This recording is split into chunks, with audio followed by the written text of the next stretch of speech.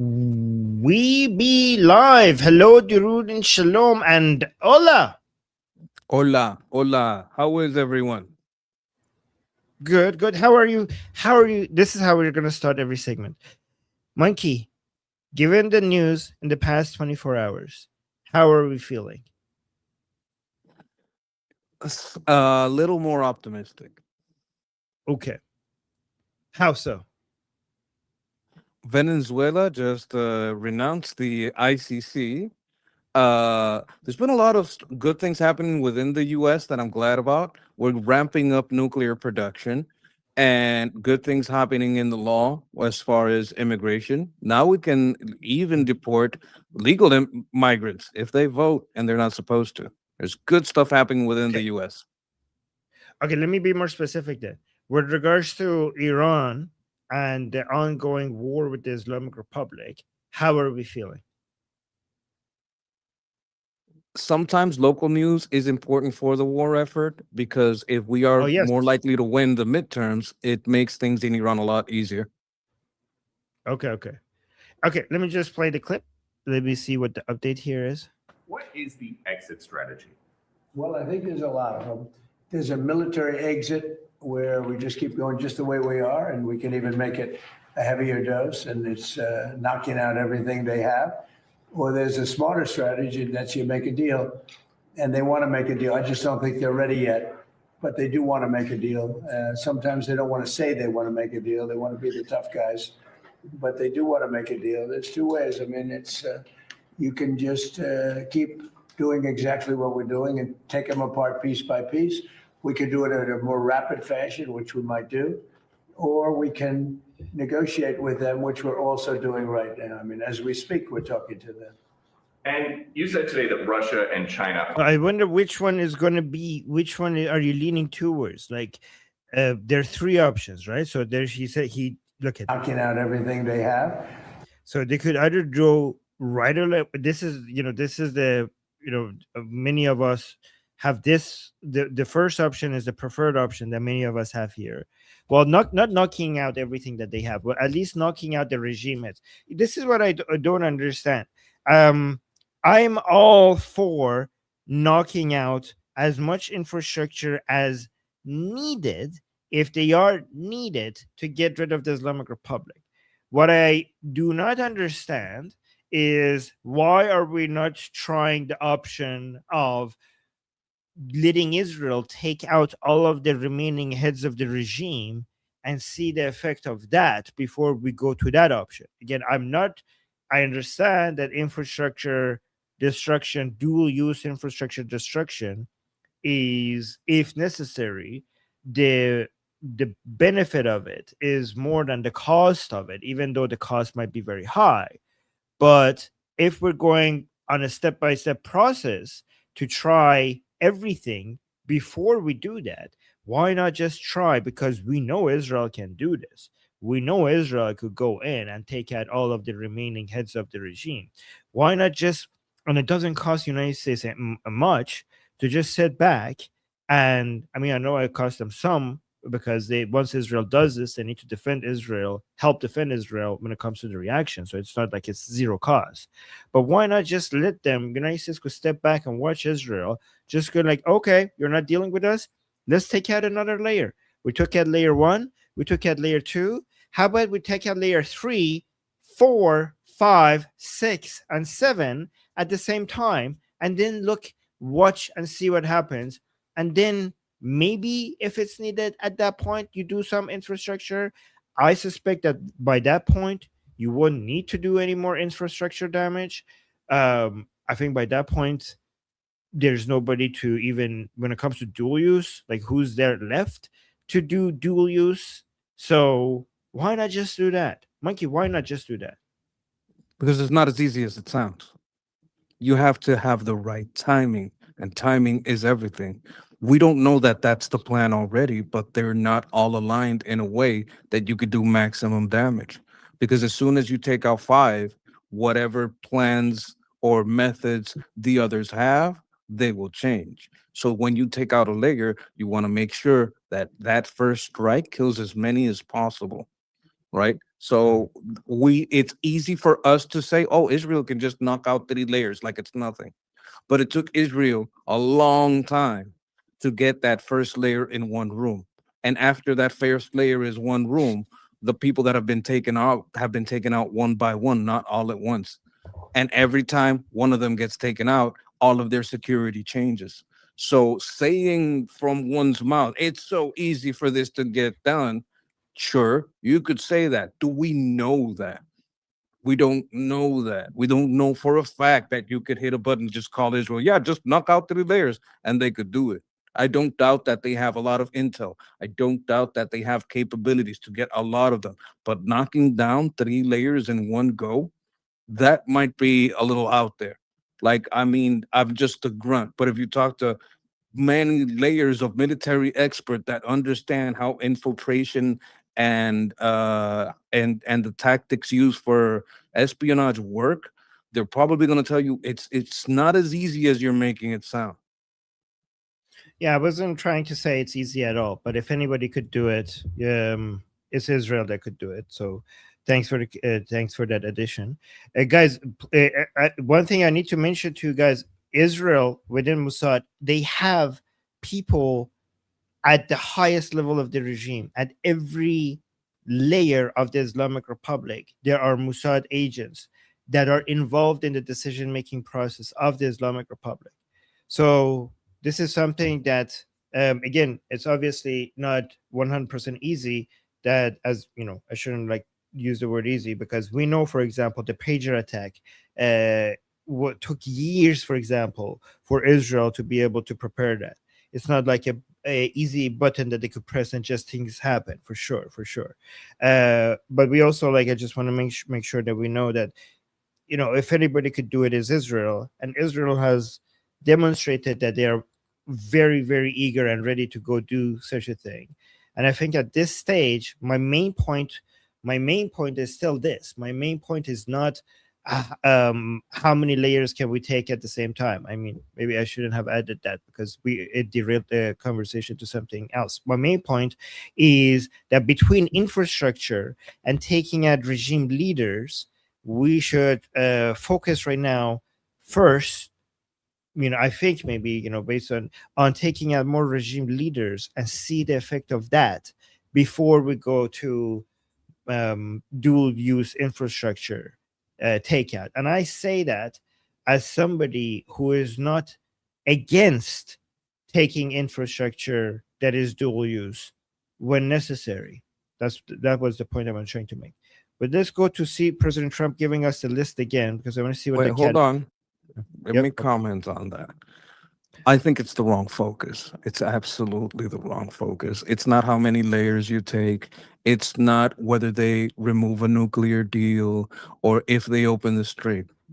It's the absolute removal of the IRGC. You can't make a deal with these people. The weakness that we have and the weakness that the IRGC have right now is the focus on nuclear. If the IRGC decided to go mask off, we're going to kill anyone that's not going for the deal. We're going to open the strait. We're going to let the inspectors in, and anybody that doesn't like it will kill. Go full mask off, and people will try to say it's impossible, but we've seen it happen in so many countries that I don't know how anyone would think that. Then they get to stay in power. And if they get to stay in power, what they could do with the missile technology they can create, because they have the means and the knowledge to make it, and biological weapons, make the nuclear look like a joke. We went through COVID. That was a worldwide thing. You're giving people that have a penchant on apocalyptic intent, if they're pushed against the wall, time and money. If you accept, oh, we're not going to have nuclear, okay, time and money to create a gun to the world's head, where they could have a small outbreak, demonstrate virality, and tell the world, we will create another worldwide pandemic if we don't get our way. This needs to be taken care of now. I don't want any type of deal. I don't care how many layers are taken. I want I want an elimination of these people of being government. making a deal with them recognizes them as a government. I don't want them recognized as a government. Right. So this is exactly, I agree. This is why the focus should be on IRGC and anything that stops the complete destruction of the IRGC. This is why we need to go and take out the heads of IRGC and anything that stands in our way to destroy the IRGC. This is why I say the focus should be on going out and taking out the leadership, which brings the attention back to removing the IRGC. That's exactly what I was. No. Okay. Let me explain myself. I've explained Yes. myself incorrectly. That wasn't the point I was trying to get across. A layer implies that there is an acceptable layer beneath. I don't care how many layers. I don't care if they don't take one more of them out. Recognition of any of them as an acceptable government is my problem. It's not how many of them are alive. Like, even if they're all alive, I would, as of right now, declare them not a All right. government, not a people I can work with. And even if we kill them now or later, I would say we need a transitional government. That's the All right, kind of I do wanna- recognition I want to remove. I do want to play this video, and I'm not negating what you're saying. There shouldn't be recognition. As I'm just saying, after this, I want to move on with this video, if I may. But I just want to say that based on what I know about the IRGC, taking out people right now and the Islamic Republic, this is the right thing to do with the next step. Okay, I don't know what we're even talking about now, but let me just play the video. What is the exit strategy? Well, I think there's a lot of them. There's a military exit where we just keep going just the way we are, and we can even make it a heavier dose, and it's knocking out everything they have. Or there's a smarter strategy, and that's you make a deal, and they want to make a deal. I just don't think they're ready yet, but they do want to make a deal. Sometimes they don't want to say they want to make a deal. They want to be the tough guys, but they do want to make a deal. There's two ways. I mean, it's you can just keep doing exactly what we're doing and take them apart piece by piece. We can do it in a more rapid fashion, which we might do, or we can negotiate with them, which we're also doing right now. I mean, as we speak, we're talking to them. And you said today that Russia and China are not helping. Earlier this week, the War Secretary Hegseth said that they are enabling. So what is the difference? Well, I don't know that they're enabling. I mean, I will tell you that President Xi said he will not partake, and President Putin said the same thing. I think, I trust them. They've had a long-term relationship. There could be some things they do, but thus far, at least, it has not been major. I don't think they'd want to have me disappointed. Be sure to like and subscribe for all the Fox News latest on YouTube. All right, so let me actually get a more detailed and overview of what is being planned here. Those continued strikes come as the president's Hold on. reportedly reaching the end of his rope with Iran's regime, and now Guys, if you have questions in the chat, let us know. I'm going to try to keep an eye on the question because I've been following what's happening and what the effect of the recent talks, recent statements by President Trump has been internally on the Islamic Republic. So if you're wondering what's happening within the Islamic Republic and how they're responding to this, and what I think the best strategy is going forward based on my based on what the narratives and the infighting within the Islamic Republic is, and what your suggestion yourself is, like, what would you do if you were in charge? And if you want to do it, just a check, just run it by us to see if you think it makes sense. Let us know in the chat, and I will start your questions. Okay, so and I'll try responding to them. For example, this one. So, Armin, what do you think is the next step with Iran? I mean, that's what I just said. I think the next step right now is to send a message to the Islamic Republic and weaken them at the same time. I think it will have a major effect if we go and let Israel continue doing what they were doing during Operation Epic Fury. Just go in and take as many of the regime, not just the regime leaders, but also some lower personnel, like like secondary, third, like the people who are on the ground fighting, hunting them down, not just when they're at their launchers, but also where they are, when not with their family, but if you could find them and take them out while they're just doing their normal living. The people, the regime officials, the people who operate the launchers, the people who operate IRGC at the ground level, they're in the field.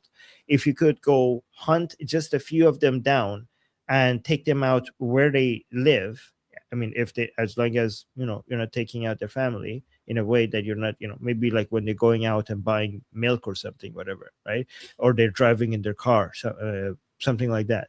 Then that mix of taking more heads of regimes, especially IRGC, especially the negotiation facing track, I think they should be taken out so that we could completely remove this whole recognition. I mean, if you want to remove the recognition of the Islamic Republic, then you could take out the negotiation facing track. You could take out Araghchi, you could take out Ghalibaf. That would be the complete end of recognizing the Islamic Republic as an entity that you could even talk to, because then you're not just taking out IRGC, you're taking out the people that were supposed to be the face of the Islamic Republic. That would basically end the entire legitimacy. You are announcing to the Islamic Republic and to the world that you don't recognize the legitimacy of the Islamic Republic if the very people that you're talking to are removed. For example, Sham Khani and Larijani, them being removed was exactly that message. So Ghalibaf and Araghchi, I think, should be next on your target. And they're easily accessible. They're way more easily accessible than somebody like Vahidi, for example, that is constantly hiding in a hole. Taking out, they are easy. This one is easy. Araghchi and Ghalibaf is easy right now to take out because they come out. We're seeing them coming out. They do interviews, and we know Musa is constantly monitoring them and they know where they are.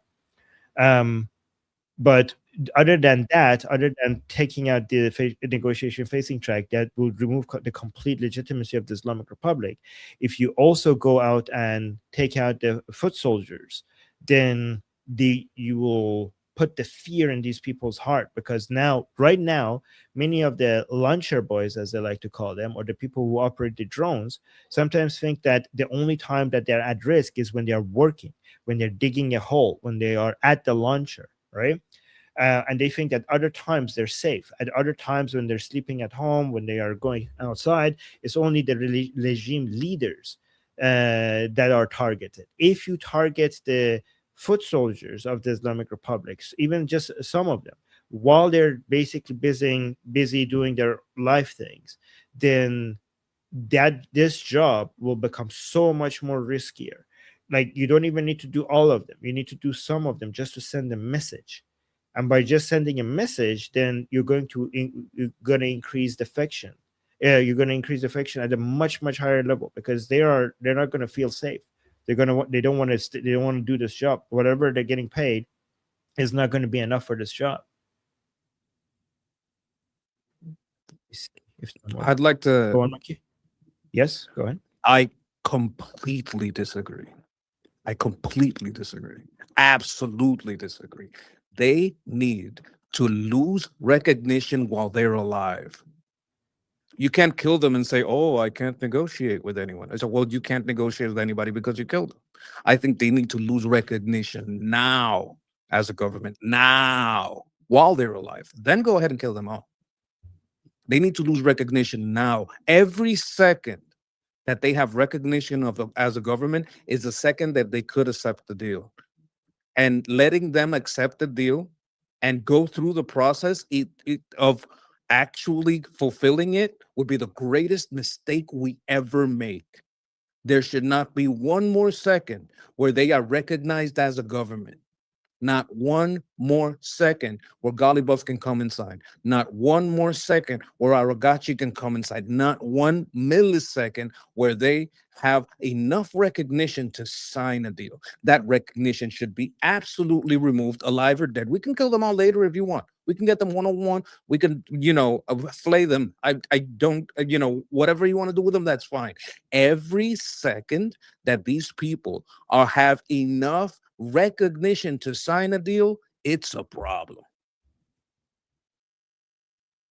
Yeah, I think you should kill I think Israel should kill Ghalibaf, Araghchi. That is the highest priority. Rouhani, Khatami, and Javad Zarif. Those are the highest priorities to take out. I think that would have the most effect.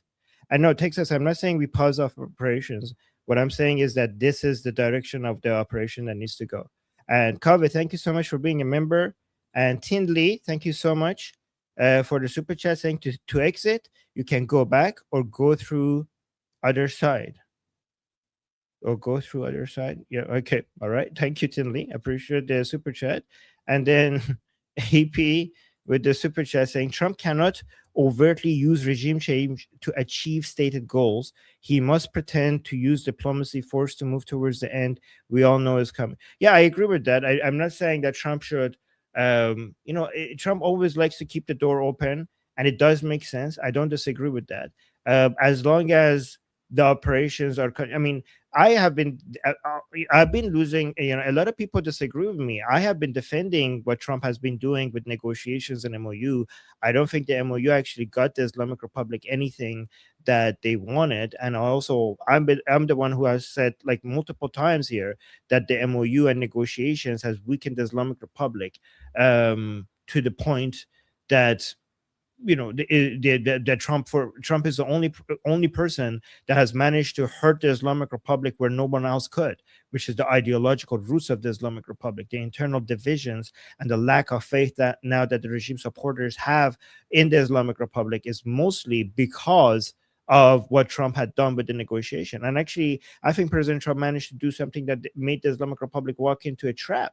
And it was an obvious trap, and they still fell for it. It was an obvious trap, and they still fell for it, and they walked right into it. So yeah, I mean, I'm not against negotiations. The negotiations should bring the Islamic Republic to a surrender deal rather than a peace deal, rather than a ceasefire deal, and I think we're moving in that direction.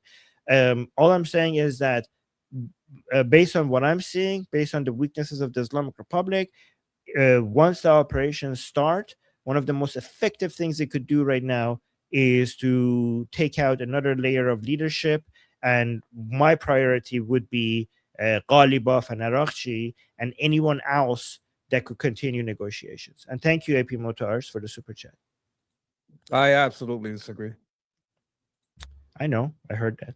Bill saying, Armin's saying what I think exactly. Well, thank you, Bill.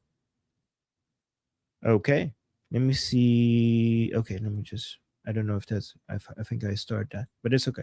Let me see what the update here is. Thank you. Face tripping.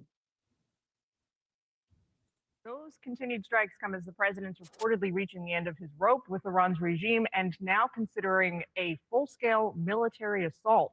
He's also weighing in today on other global players in this conflict, saying he has agreement now from Vladimir Putin and Xi Jinping that they will not sell weapons to Iran. Retired U.S. Navy Rear Admiral Mark Montgomery will join us right here in moments. But first, to go to Chief International Correspondent Steve Harrigan. He's in Tel Aviv this afternoon for us. Hi, Steve. Jillian, ship traffic through the Strait of Hormuz really almost at a complete standstill. Just 3 ships a day for the past 3 days passing through that strait. And this happens as U.S. forces continue to grind away night after night, attacking Iranian military positions inside of Iran. Last night, the 13th night in a row, the attacks began about 2 a.m. They lasted for more than 2 hours' time. President Trump spoke to Axios, warned about a potential massive invasion of Iran, but he did say he hadn't reached that decision yet. The thing President Trump stresses over and over is that Iran cannot be allowed to have a nuclear weapon. Here's the president. We're doing very well against the Islamic Republic of Iran. We're doing extremely well. They would like to do something, but I say they're not ready yet. They need more of the same. They're not ready yet. They got some evil intentions. We cannot let them have a nuclear weapon.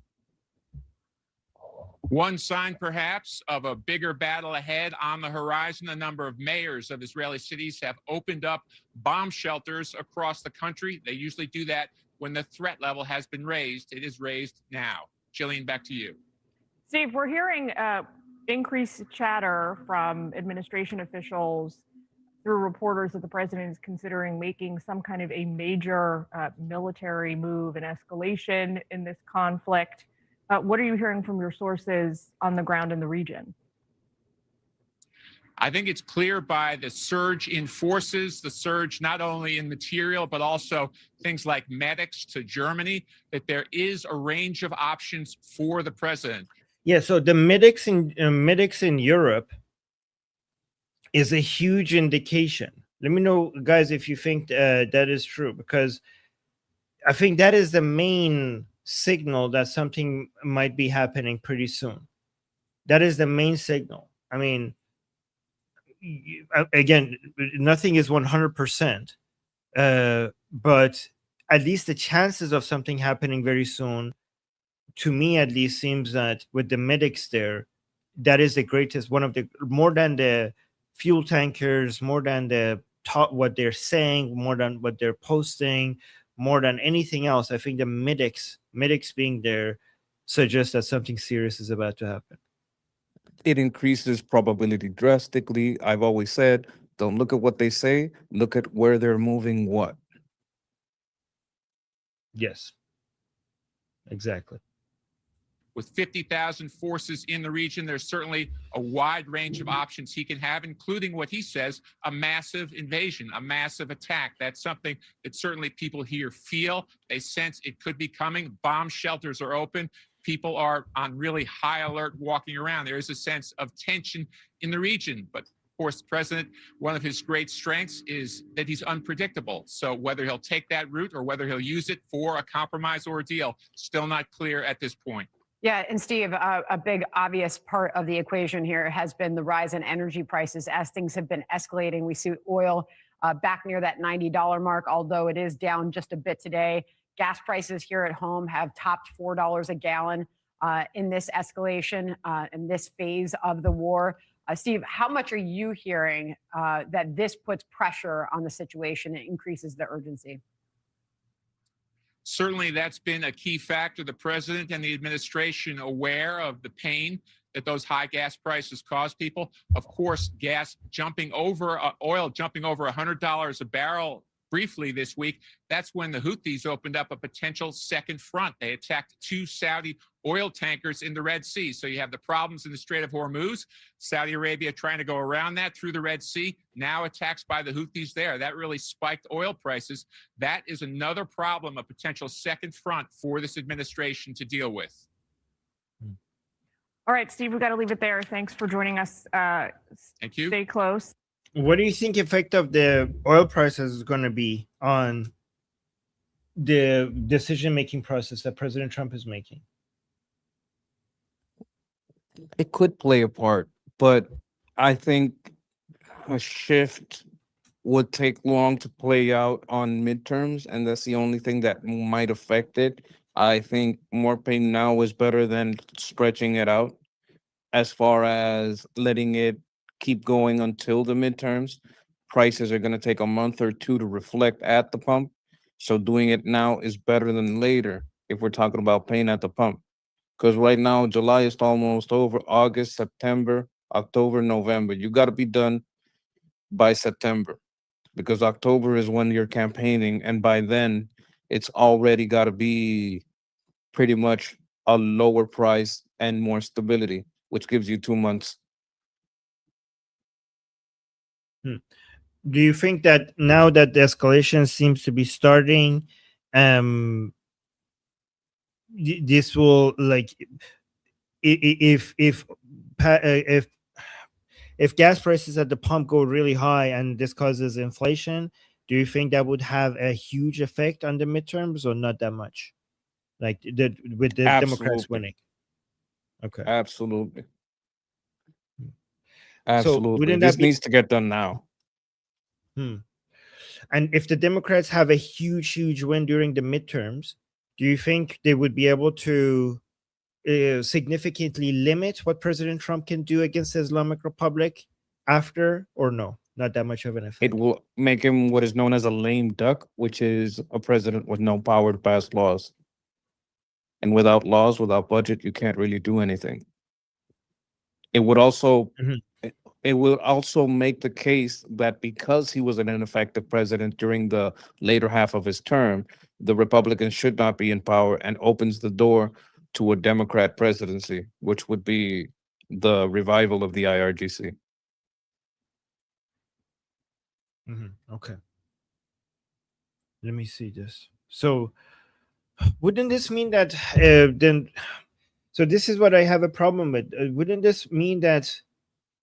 Okay, so you said that this means that this should happen fast, right? Um, A victory, but not leaving things the if, same, not a deal, a victory. Mhm. But isn't it too late to? What do you think about somebody who says it's already too late? Like if you start escalating now, it's this is. I mean, you might get a victory, but you will. But it's not going to bring prices down before a midterm. Like you're not going to get I would total victory. say You're going to get. yes, it will. Mm. What kind of a victory are you looking for before the midterms? I would look for mainly there's two things you could do. You could have a devastating military victory and then a change in status, and declare that as, look, the IRGC are no longer recognized as a governing body. We are working with a transitional government. Their bases are all destroyed. The IRGC is basically gone. They're not recognized as a governing body. No one in the world recognizes them as a governing body. We're working towards a transitional government, and their bases have been devastated. We've basically destroyed all of their facilities. And what we're working on now is a humanitarian mission where we're helping rebuild that kind of thing and eliminate remnants. And this will be ongoing while we work with the transitional government, and you get to pull it back from the news a little bit. Okay. Yeah. So yeah, again, it's going to be tough to get a victory that ends everything, gets you victory, and to such a level where things then stabilize and bring the oil prices down. All of that before the midterms. That's like a really hard thing to achieve in I that think the short. power of declaration is underestimated. Like the power of saying, no, we recognize this as the government, and we're putting $100 billion, $200 billion in oil behind it. We're putting $500 billion into this new government, and anybody that wants to deal with Iranian resources, Iranian oil, Iranian anything has to talk to this people. If you want any part of the oil, you have to talk to these people. If you want any part of the rare earth, you got to talk to these people, because we control the money and we control the oil. We made the escrow. They signed their names on the MOU, and they did not stand by the deal. They're not recognized as a government before we, the United States, declare it so. And whoever goes against us is going to have sanctions and tariffs. Wait, let me see. And we got some super chats. AP Moto Arts is saying Trump cannot say we're depending on the hope that His Royal Highness takes over and gives us the dust.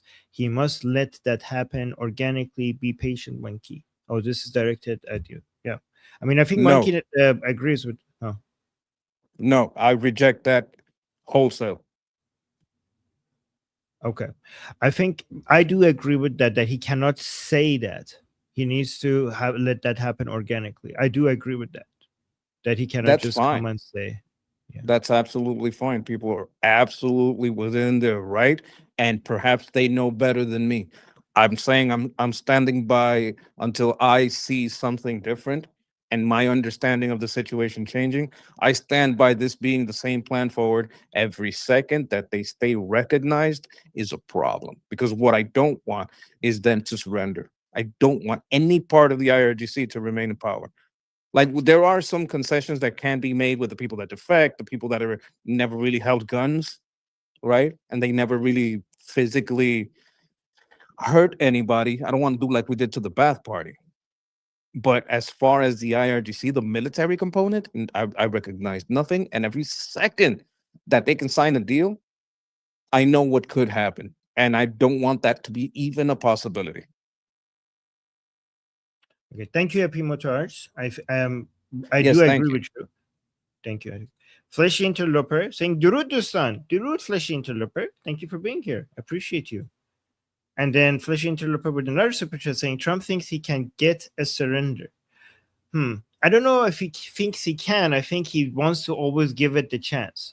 I think that even if the chances are low, he just wants to not close the door 100%. He always wants to leave the door open in case it's possible. I think he's now skeptical. I think based on the way he talks, he's skeptical that a surrender is possible, but he's leaving all options on the table. I That's think what he's going to give them that's a my week. I think there's going to be some kind of like mini deal for a week, not a month, a week, and they're going to break the deal within that week. I don't want that. I think if they had if they are capable of standing by a deal for a week, that's a problem. I don't want this. This is just what I think might happen. They'll do a deal for a week. I predict they would break it, and then we or like, okay, this is not a real government. That's how I would do it. Right? If that's the only choice, I would declare them not a government now. My suspicion is they're going to get a week. Right. And thank you, Fleshy. Thank you so much for the super chat. And then we have, how do you pronounce this? Nathaniel, I think, right? Did I pronounce it right? Nathaniel. With a super chat. Yeah, Nathaniel. Nathaniel, okay. Saying, what would happen to the Arab countries if all their energy consumption and production is destroyed by Iran? And isn't that actually possible? I don't think it's possible to destroy all of them, but you could, if you destroy even some of it, it would be significant damage to the sense of stability in these countries. It will devastate investment potentials, trade potentials, commerce, tourism, the commercial sides of So these companies, like everybody that does commerce, they're very risk averse. The commercial world is a very, very risk averse.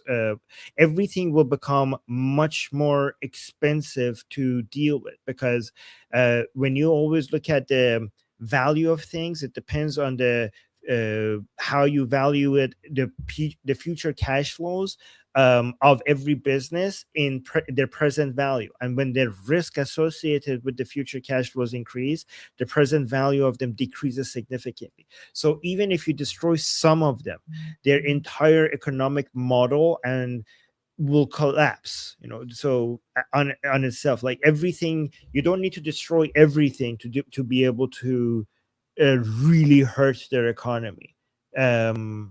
Just even a small percentage of it will do the job. So they will be able to the question of how much damage they can do is something that a lot of people are still debating. But even a small damage will be a catastrophe for these countries' models, and that's why they fear it. So like even if you don't destroy their production capability, and there's a fear that they might, that by itself hurts them economically. Right now they're hurting just because there's an impression that the Islamic Republic could do something like that. So imagine if they do something like that, then their entire business model collapses. Remember, like a lot of businesses and trade and investments that is happening in these Arab countries around the Persian Gulf is being done based on a sense of reliable expectations of these future cash flows continuing. So if you provide even a 2%, 3% chance of that not being there, then a lot of people are going to take their cash elsewhere, and that will by itself collapse a lot of the economic infrastructure. So that's what the fear is. I don't know if that answers the question, but I think pretty good. Yeah. Okay. Thank you. All right, look at this. We always like Jesse Waters. His updates are the best. Fox News alert, Trump's in revenge mode. His officials are saying he's fed up with the, quote, scumbags and lunatics in Iran. 47 doesn't trust them. So now we're going to speak their language. Pain.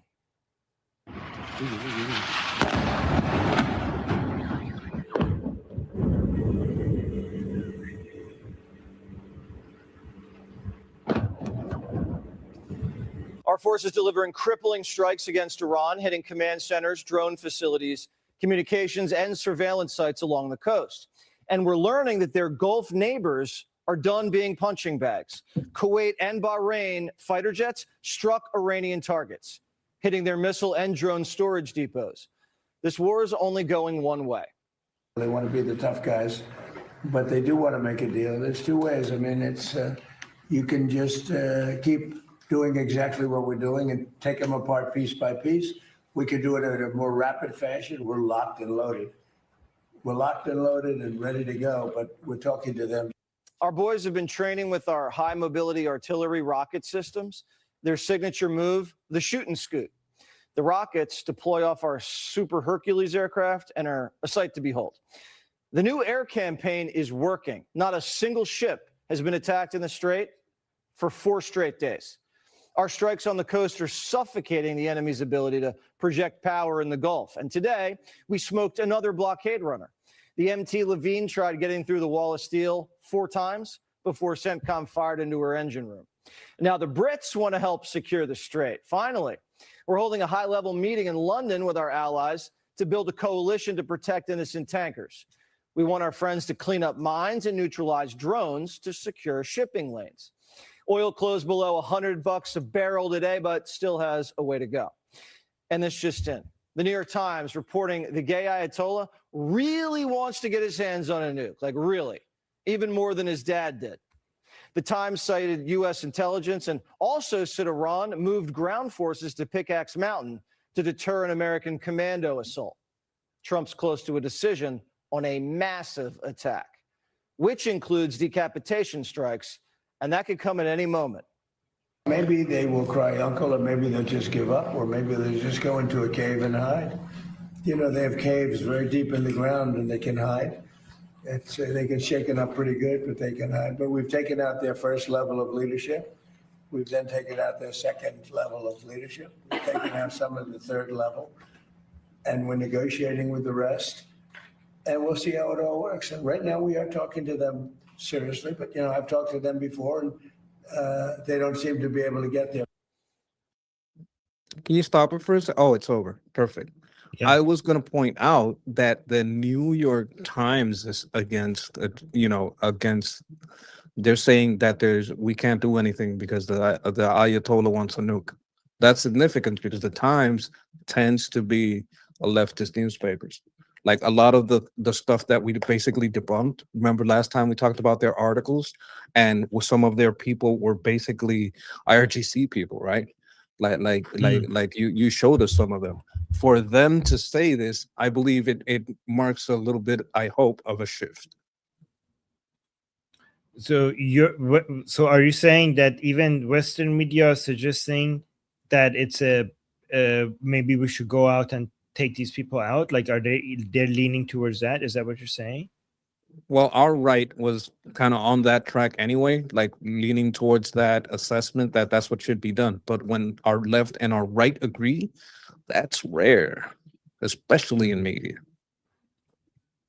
Interesting.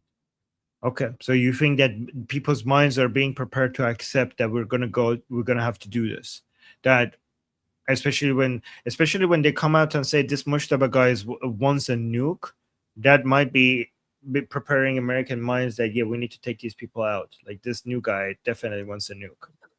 I'd want to see 2 more, because 1 may be a one-off, 2 coincidence, 3 is a pattern. If I see 3 leftist newspapers suggesting that the new Ayatollah is not giving up the nukes, then that would be a lot of points. That's enough points on the graph to draw a line at pointing at a conclusion.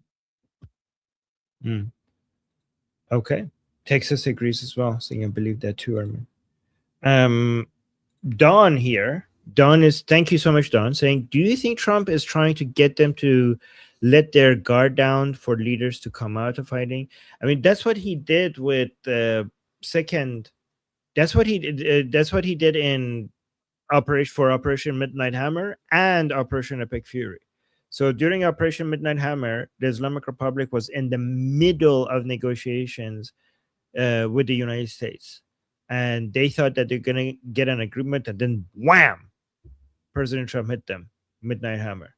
And Operation Epic Fury was exactly the same thing. They were in the middle of negotiations, and Ali Khamenei was so convinced that a deal is going to be made. And that's why he left his bunker and he came 1 level higher in his hiding place, came out of his main bunker area, because he was convinced that, okay, we're getting close to a deal. And then wham, they hit him right there, right? So if this happens again, this is like they fell for it the 3rd time. if it happens again, and they might fall for it a third time. But it's embarrassing. What do you think, Monkey? Well, I wouldn't want the layer to be removed. Let's say you get rid of Aragachi and Galibaf. Okay, now we have to let them convene a council and elect the new lead. Like, I don't want to go through, or like, I just want them declared not a government. Like, I understand why it would be good to get rid of them, for them to come out of a hole and get blown up. But in military terms, but I'm getting more and more worried. I'm getting more and more exasperated every second of every day. Like, they need to be unrecognized. If this doesn't happen within the next couple of weeks as you want, what are you gonna say? Like, if it doesn't happen, I mean, it might happen. Like, a lot of signs suggest that we're going towards that, right? But if it doesn't happen the way you want it to happen, then what are you gonna say? Are you gonna what is your reaction? I say now that it's what should happen, and I will say that it's what should happen until it does happen. Like, I wouldn't change anything. Okay. And thank you, Don. Thank you for the super chat. But here's another thing, Don. I don't know. Like, coming out of their hiding places, I wonder if there is any place that they could hide anymore. Like, I wonder if there is, because Larijani, this is something that the Islamic Republic has been telling people, and they have been terrified. They are confused of how Larijani was assassinated, because apparently Larijani, when he was in his hiding, he had done more than anybody to figure out a way to hide his track and hide in a way where the Israelis couldn't find him. And the understanding was that if anybody couldn't be found, it was Larijani. If anybody couldn't be found, it was Larijani. And then the Israelis just took out Larijani and they killed him. So, and to this day, the Islamic Republic is very terrified about the fact, because Larijani had access to so many resources. He was one of the most powerful people within the Islamic Republic left, and the Israelis took him out in his hiding place. So this has given the impression to so many people within the Islamic Republic that there is nowhere to hide. Like, they are going to, they know where you are, where no matter what you do. I don't know if the impression is correct or not, but that is the impression that so many people within the Islamic Republic have right now. Isn't that the guy that came out for something and then they followed him back? Or is that someone else? Yeah, they followed him. Yeah, that's him. But he thought that he covers his track, because they all come out and then go back, right? At some point, like Vahidi came out for Khamenei's funeral, but Larijani tried to do so much to hide his track to his hiding place, but they figured it out. Yeah. Okay. Yeah. Yeah. I mean, yeah. Like, Sorry, like, the RGC knows how they took it about that. It's not like they don't know. They do know. Like, if you come out to a public place and you get seen, you're gonna get followed home. Right. Yeah. And Vahidi came out. Everybody came out at some point. So, yeah, there's nowhere to hide. And then we got another super chat here by Nathaniel, saying, based on the understanding of amount of easy damage that Iran can do to the Persian Gulf countries. I mean, okay, so let me read this right. The amount of damage that the Islamic Republic can do to the Persian Gulf countries, it must be Trump's top balancing act. Thank you. I do think that Trump is also taking advantage of how insecure these countries feel right now and how much they desperately need American protection as a way to push them into the Abrahamic Accord. I think this is something that President Trump is taking advantage of. Like, I think it's some. Go on, sorry. No, go ahead. I'm sorry.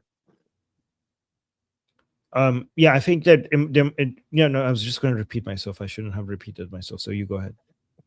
What I was gonna say is, do you think that not just the Abraham Accords, do you think he's also trying to push them into military actions? We just saw some reports of other countries getting basically in on the action. Do you think that's also part of the push? Not only sign the accord, but that's just paper. Get yourself physically involved in this. Start dropping some bombs. I sell you good shit. Start using it, or I'm gonna stop selling you shit. Yes, 100%. He's doing it. I think he's pushing them to do that as well. And I think Okay. maybe, and you guys might disagree with me on this. One reason that Israel has been held back is because these countries don't want to be on the same side of a war with Israel. Like they don't want, like they're afraid of their own population. And I mean, UAE doesn't care as much, but these other countries care more. They don't want to look like we're attacking the same enemy in a war and we're doing it with Israel. So, and maybe President Trump wants these countries to participate more in defending themselves. And they're like, we can't do it at the same time that Israel is doing it as well. Because taking action is even, oh, let me put it to you this way. Signing the accord is a big deal, but like actions speak louder than words, right?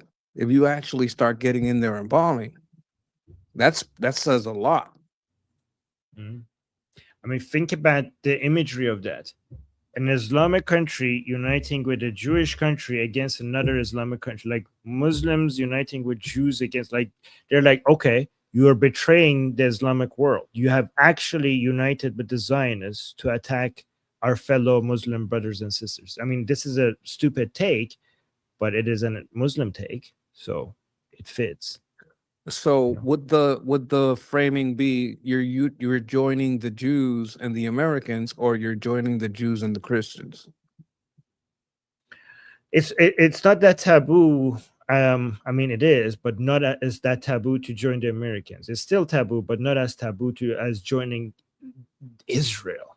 You know, like you're on the same side of Israel. Like if anything shows that you guys are evil and basically part of global Zionism, like what else do you like? You're bombing your fellow Muslim brothers and sisters with the Jews. So you are the Jews. You yourself are the Jews. So there's no like I know that joining with the Jews is bad, but like with Jews and Christians against the Islamists, like is it because it's all three together? Is that a bigger problem than if it was just the Americans? Just with the Americans, I know it, like they fight each other all the time, and we're kind of on both sides of the Sunni and Shia thing. We've backed some Shias, we've backed some Sunnis, as far as I know. So we're kind of on both sides of it. But like joining with Jew and Christian against Islam, oh my God, how dare you? Yeah. I don't know Well, if yeah, that's maybe. even like more of a thing or if it's just the Jews. It's most like, I mean, it might be a thing, but it's mostly what they say Zionist. Like, come on, like because yeah, so they pretend that they also pretend that they don't have an issue with Jews, which is a lie. But for them is like, oh, Christians and Jews, they are brothers in faith. They're Ahlul Kitab. They are people of the book. But it's the Zionists that are the problem, right? So that's what they sometimes say. Sometimes. Okay, okay. I just Yeah. didn't know. I was wondering about that, but Yes. that makes sense. Yep. Okay. And okay, let me see. Kave. Guys, I'm not saying like they're not anti-American. They obviously are. Many of the people are, but it's just in their mind. Global Zionism has is like it's such a there's like they just rage. They just when they see like the Israeli flag, they just see in their mind they're just seeing pure evil, like just pure evil. That's what they think. So for I you to meant it more unite as a standpoint of dealing with your population if you join. Like, right. is it mostly that you're joining with a Jew? Not so much. Like, is your population going to get pissed because you join with a Jew in America, or is it like more about the Jews? Like, the local population would be mostly pissed about the Jew. Mostly about Israel, yes. Israel. Kav, for example, this is why the UAE, when Netanyahu visited the UAE, right? he came out and said it, that I visited the UAE, right? And even UAE, which is part of the Abrahamic Accord, which thanked Israel for the Iron Dome, came out and said, no, he didn't showed up. No, he never came out here. It's a lie. It's a lie, right? But they have no problem with President Trump coming there. But Netanyahu, no. He never came out here. He's lying to you, right? So They even could the admit it, UAE it is, would be a problem. yes, it would be a big problem. So Kaveh with the super chat saying, why not utilize Pahlavi to topple regime? And don't tell me it's because they don't want to appear to be installing him. He's been fully sidelined by USA. How do you respond to this, Kaveh? To Kaveh, Monkey? What do you think? We are not our doesn't matter what anyone else on earth thinks. All right. Not what Iran thinks, not what Europe thinks, not what China or Russia thinks. Our population would not accept us interfering with that. Our highest value is self-governance. We can't impose governance on you because that's out that to our population, that is an unforgivable sin. He can lead a transitional government, but we're not declaring a transitional government yet. So we have to deal with the IRGC, which is as soon as we're talking about transitional governments, then there can be support. Until then, the most unforgivable sin for us, and the reason we started to go to war in 1776, is because the people have to decide who governs them, not from the outside. So I would say, Kaveh, that I don't want to pretend to know what they're thinking about Pahlavi in the White House. But I would say that it doesn't really matter, because we know that when the Islamic Republic falls and the Iranian people get control, the answer will be Pahlavi. So as long as the Americans are moving in the direction that the Islamic Republic is getting weaker and weaker, does it matter? Right? Like, we could be, I think they're the greatest. Them and Israel, United States and Israel, is the greatest external force in weakening the Islamic Republic. So it's moving in the right direction.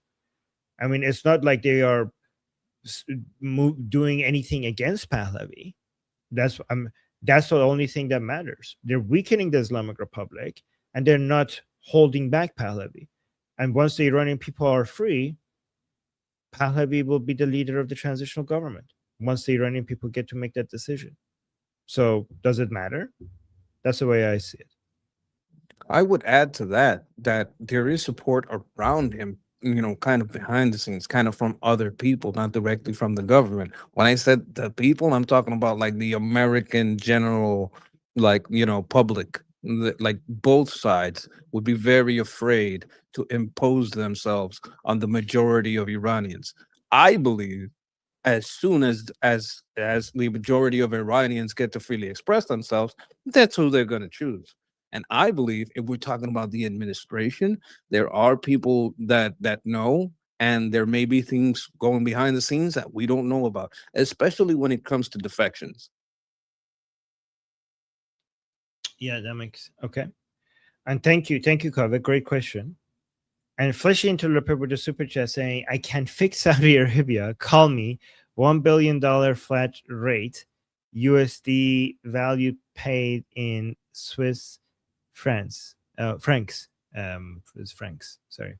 What would you do? I want to know your plan. You can fix Saudi Arabia? How? Oh, you got to know pay. what? You don't get to know until you Oh. pay. That's the whole deal. Well, here's how you fix Saudi Arabia. You liberalize the economy, and you give people, start with that. Like, you might be too soon. Actually, yeah, you liberalize the economy, start making and make everything merit based. Make it merit based, make the governance merit based, liberalize the economy, stop making the Saudis decide what to invest in, just let the private market decide that, because they're wasting a lot of money. That's the first step. Remove the command economy, stop making a few rich people who have never made money themselves and they're only rich because oil just keeps gushing out of the ground, and waste their country's resources on stupid flashy projects that don't go anywhere. Just let investors just privatize a lot of your government owned industries and let the investors decide where the oil money is going. Oh, and also your sovereign wealth fund should be more of a copy of Norway. Like, I think, yeah. Anyways, that's getting into too much detail. Just privatize everything and stop allowing just a few people decide where the direction of investments needs to go. That's what I think should be done. I gave that for free, by the way. See, I charge better rates than Fleshy, but yeah. Okay, and then we got Kevin that just became a member. Oh no, just gifted a membership to somebody in the chat. Thank you so much, Kevin. Always getting Thanks. membership to people in the chat. Thank you. All right, let's see what President Trump said here. Military, when you're winning a war, and what are you supposed to do? Stop fighting? We're winning a war by a lot. We're talking to them right now. They're willing to do things that they would have never done. Other presidents should have done this a long time ago. They say 47, but now it's actually 50 years. We've been saying 47 for 3 years. Military. What do you think about when he says they're willing to come and talk to us? Do you think that's a sign that he still wants to talk to them, or is a sign that he just wants to show that they're desperate and we're going to keep hitting them, or something else? I don't know, but what does he mean 50 years? It's not. What's the it's significance of that? 48. No. Yeah, it's What if not that's not a mistake? yeah. What happened 50 years ago? Okay. Maybe he's talking about the beginning of the movement of Khomeinism before even the Okay. revolution. Yeah. Who was in power then? Well, I mean, The Shah, right? The Shah was in power. Muhammad was a Shah. Yeah. So he's seeing that as like them going against the Shah as a war that started against us 50 years ago? Because that's what he just said. Well, If the war movement, against us started with the war against the Shah, he's putting him with us. I would put significant, I don't think it's an accident that he said. I don't think he just got the wrong number. He very specifically said 50 years after saying, like, we've been saying that for 3 years, but it's actually 50 years. Like, don't you see any significance in that? I thought it would be more significant for you than me. I would place significance on that. Yeah, I mean, anything is possible, but I just don't want to. Let's hear it again. Maybe I'm crazy. Maybe I heard it wrong. No, he did say, you're right. He did say 50 years, but Military, when you're winning a war, and what are you supposed to do? Stop fighting? We're winning a war by a lot. We're talking to them right now. They're willing to do things that they would have never done. Other presidents should have done this a long time ago. They say 47, but now it's actually 50 years. We've been saying 47 for 3 years. Military, when you're. yeah, so that was the full version. Trump has said before that Iran was great before the Islamic Revolution. So he has said that before, if you're looking for that. That's something that he has openly said multiple times with regards to Iran being a good country before. But yeah. He might be. Okay, let me see. Is Monkey, are you there? Yes, I am. What was the question? Oh, okay. I didn't even. Oh, no, nothing. Okay. Let me see his next statement over here. Enrichment of civil nuclear. Quick question about Iran. You're talking about blowing up civilian power plants and bridges. Much of the civilized world would consider that a war crime. Do you? I won't respond to that question. Who are you with? The New York Times. I figured so. Failing New York Times. Enrichment. It's not a war crime if it's dual use. Isn't that like established fact? They know it. They know that when they ask the question. That's why he didn't even dignify it with an answer. Hmm. Is that how you would respond? Like, I wouldn't even answer that question. It's like you know better than that. Oh, you think they only use their power plants for civilian use? What are you, fucking stupid? That's what I would say.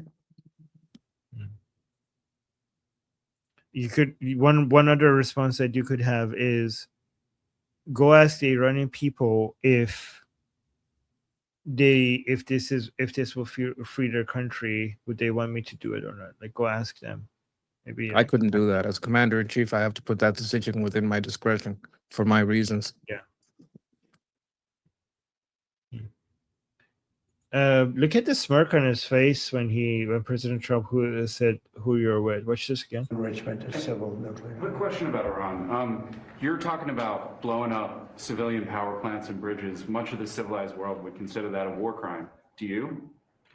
I won't respond to that question. Who you with? The New York Times. I figured so. Failing New York Times. Enrichment. You see that smirk? New York You know Times. how rich these people are? Because they pretend to represent the people. Just gonna tell you one of their people, Taylor Lorenz, right? She kind of went on her own after she doxed Libs of TikTok. Her school, high school, cost $90,000 a year. I went over this with Jeff.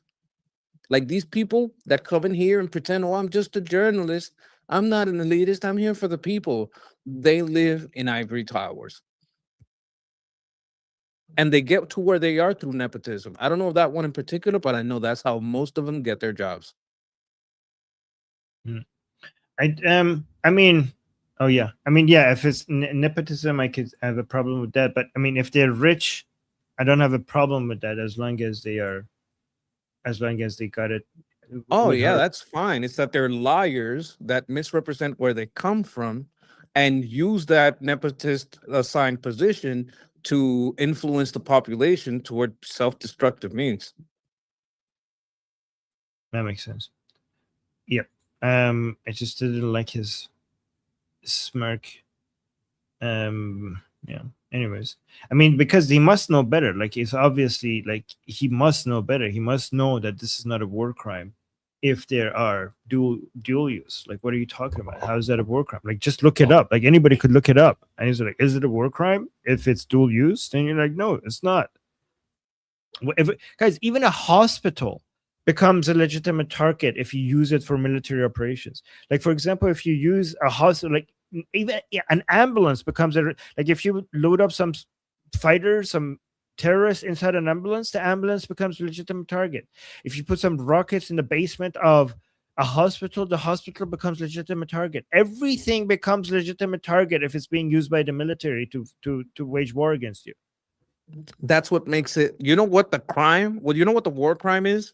Putting rockets in a hospital. You know what the crime is? Using an ambulance for war. That's the war crime. Exactly. Oh, we got another super chat from Jagatai.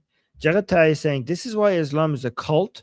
Followers would even support Nazis if they was Muslims despite the atrocities. Nothing is above religion, even family. Oh, yeah, for sure. For sure, not even family. They can sacrifice anything. They brag about sacrificing their own family for Islam. And they think that's that's not even something they hide. Like, they come, like some of these people, like after Ali Khamenei was killed, so many of these pro-regime people came out on TV and bragged about the fact that their daughter died and their son died, and they didn't care that much. But when Ali Khamenei, they found out the news that Ali Khamenei died. We showed that video to you. When they found out that Ali Khamenei died, they broke down in tears. They said, we showed you a video where this was the story. They said, like, because their daughter was inside the compound that Ali Khamenei was in. And they said that they came out and broke the news that she died. And he said the women among us started crying, but the men among us, we were kind of unfazed. Like, as if like he's bragging. You're talking about the father and the brother of the woman who died. And we're like, yeah, but it didn't affect us. But then only when they announced that our Lord died, that's when the men also broke down. and he was saying that on TV as if this is something to be proud of, that our daughter dying didn't really affect us. Isn't that crazy? That's disgusting. Yeah. That's disgusting also to anyone that has a daughter or a son.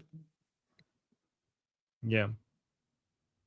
Thank you, Jagatai. Thank you for the super chat.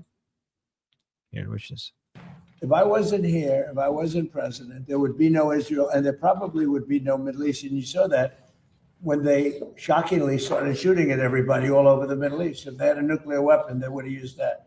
There might not be a Middle East as we know it today, but there definitely, in my opinion, there would not have been an Israel. Thank you very much, everybody. wait. What do you think about that comment? And I'll be right back. I need to use the washroom. Do you have enough to say about this for me to go back to go for just a minute? Do you know? I don't know what I would say about this. Okay, here. So I'll play. Then I will give you something that you have enough to say about. Do you mind if I play 2 minutes of this while I go? Right. Let it run. I know it's let it run. Okay, I'll be right back. That the Trump administration entered a war against Iran, which, if you know anything about the Middle East, is a really big deal. Iran is a huge country with a huge population and a massive military and a huge arsenal of drones and missiles, and they are a nuclear threshold state. This is a bigger war than Iraq. It's a bigger war than Syria. It's a bigger war than Libya. Arguably, it's bigger than all of those put together. And we started this war not anticipating that Iran would close the Strait of Hormuz, and with no plan, no backup plan, no plan B of what to do if they did close the strait. This is literally how it has happened. The Trump administration went in, locked and loaded against the Iranian regime, and plan A was, we're going to hit him so hard the regime is going to collapse. Now, for anybody that has ever watched this space at all, the obvious question is, well, what if it doesn't work? What if plan A fails? What if we punch Iran as hard as we can and the regime doesn't fall? The regime persists and they close the Strait of Hormuz. Then what? And would you believe it if I told you the administration did not think that far ahead? There was no plan B. They didn't think about this. They didn't say, what happens if the regime survives and they close the strait? Then what do? They didn't get that far, because that's exactly how it has played out. They did assassinate the supreme leader. They killed half the military and civilian leadership. They sank Iran's blue water navy. They bombed 13,000 targets in Iran. They did everything that we really can with air and sea power. And the Iranian regime is entrenched, they're undeterred, and they still possess the ability to close the strait. And basically the challenge that we've been in ever since is answering the question, okay, now what? All right, what do you think? Well, he just basically lied throughout the whole thing. There was just lie after lie after lie after lie, because he overstates the power of the Iranian regime. He understates the power that Saddam had, and then he just lies about our preparation. He lies about the consequences. He lies like okay, so we weren't ready for what was happening, but we took over Venezuela. We offshored like 40% of our trade that comes from China. We started making deals to onshore and friendshore our energy investments. We did so many things before this happened, and there was obviously a plan. But he thinks that keeping the oil low while making it harder to get for China and keeping the pressure on Russia through Ukraine wasn't part of the plan. He thinks the time that it takes is not part of the plan, that we plan to go in and come out fast. Like the MOU time that we used to make a deal with Lebanon to get rid of Hezbollah, to take Iraq's corruption out and make a deal with Iraq. To well, Houthis didn't do anything, so we didn't do anything about them. But to go through economic fury and get the all the people that were supporting to stop supporting them and freeze their assets and put them into our escrow account.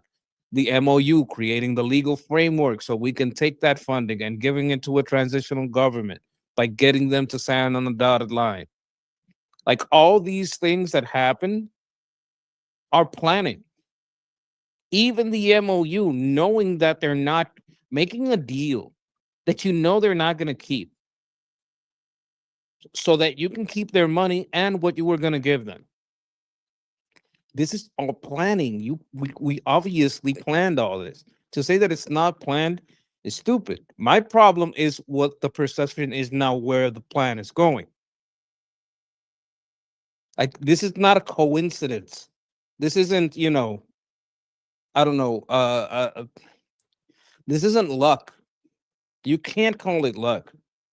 What we did to the financial markets, what we did to China, what we did to Russia, what we have done with Japan, what we have done with Taiwan, which may not be to the like Japan would probably like even more support. Taiwan would like even more support, but we have made them stronger in ways that can't be easy to calculate because of how weak we've made China by crunching down on its reserves and on our decoupling. There's so many moves being made all over the Indo-Pacific while this is going, because getting a lot of these people on the table together, even though they all have problems with China, showing them also that they have a problem with oil throughout the Indo-Pacific because it all comes from the Persian Gulf. That gets them all on the table. That gets them signing treaties. So to say that this is, oh, we weren't prepared, we have done so much to make the world more unipolar and less globalist, and in a sense militarily, and we're getting it away from autocrats. We've done so much in that I mean, it's undeniable. This isn't a coincidence. This isn't luck. He's just lying. Yes. So, I mean, I agree. He's obviously lying. Also, he claims that, the regime is now more resilient and stronger. I mean, I don't understand. I mean, I do understand he's lying, obviously, but it's just a figure of speech saying I don't understand. But when the regime itself is admitting, the regime supporters, like I watch the state TV, I watch the narrative that comes out of the Islamic Republic. They're to the point where they are now accepting that they can't do anything, that they have been devastated, that they lost a lot of their capabilities when it comes to threatening their enemies in the region.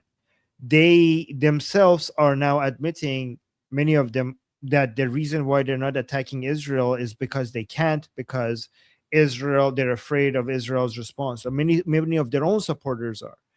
They themselves are admitting that Operation Epic Fury destroyed so much of their missile launching capability, destroyed their navy, destroyed the air force that they never had, that their defense against any air operation against the Islamic Republic is non-existent.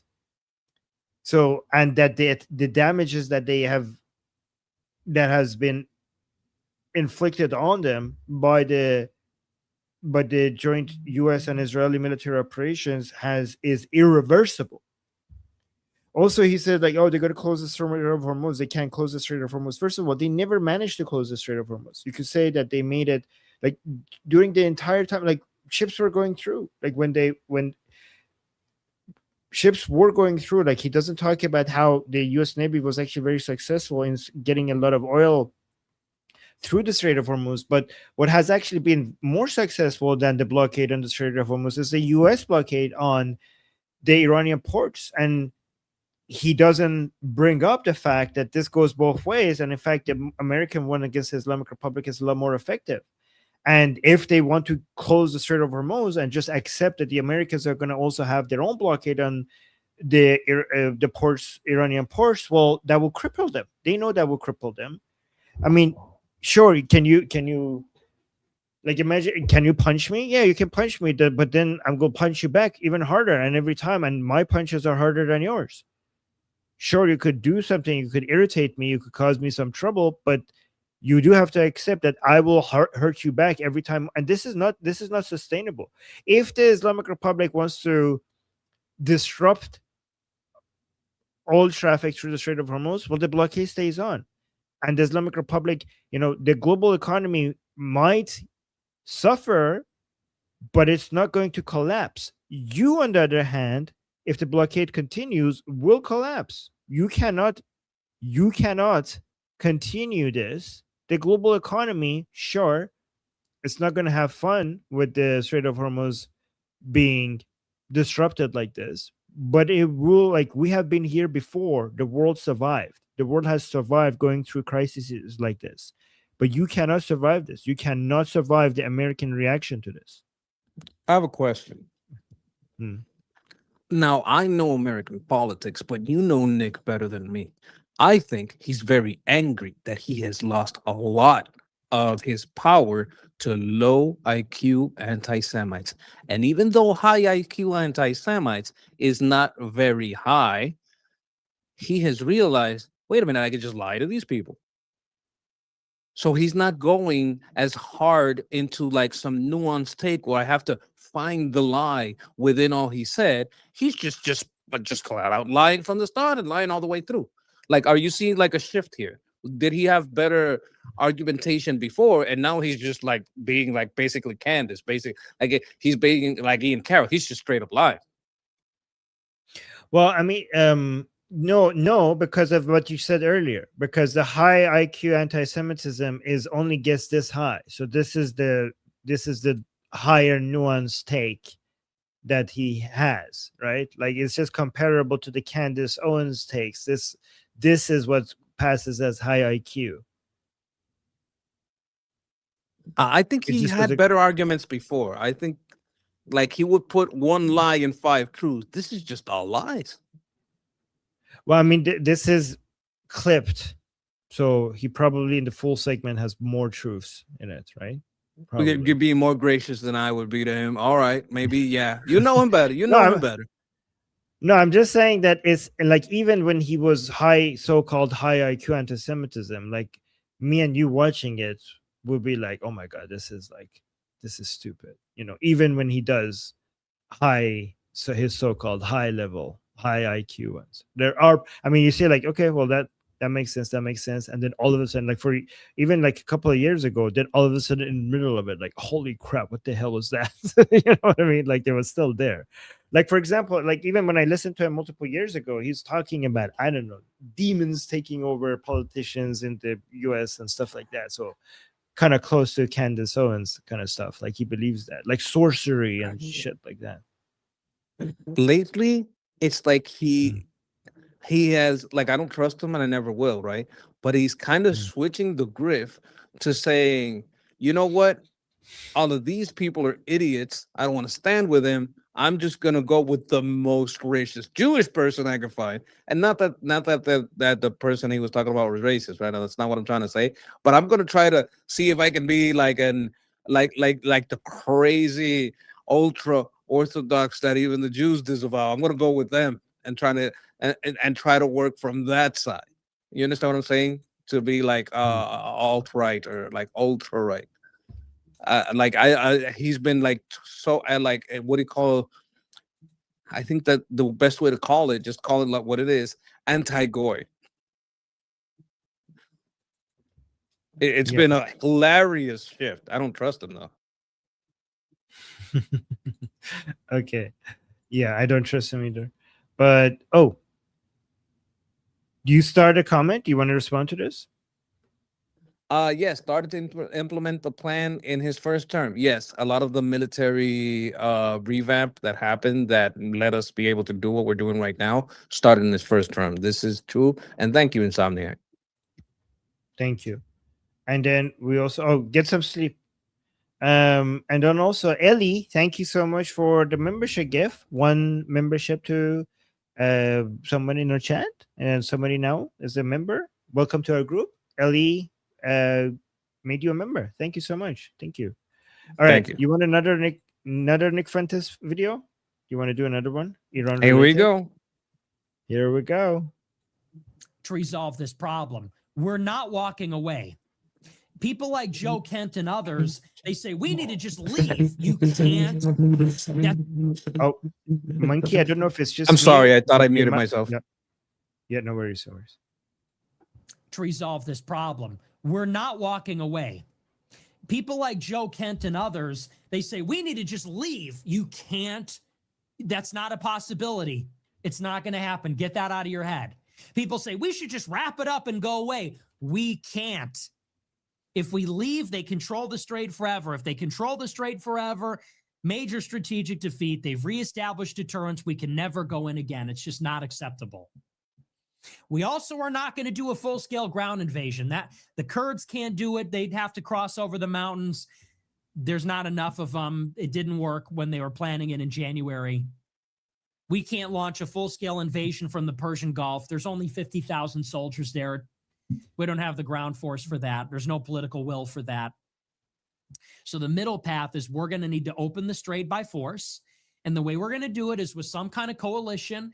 It's going to be the Emirates. It's going to be Saudi Arabia. It might be the United Kingdom. It might be some of the NATO allies, maybe even the East Asian countries. And I would guess that we would go in for the islands.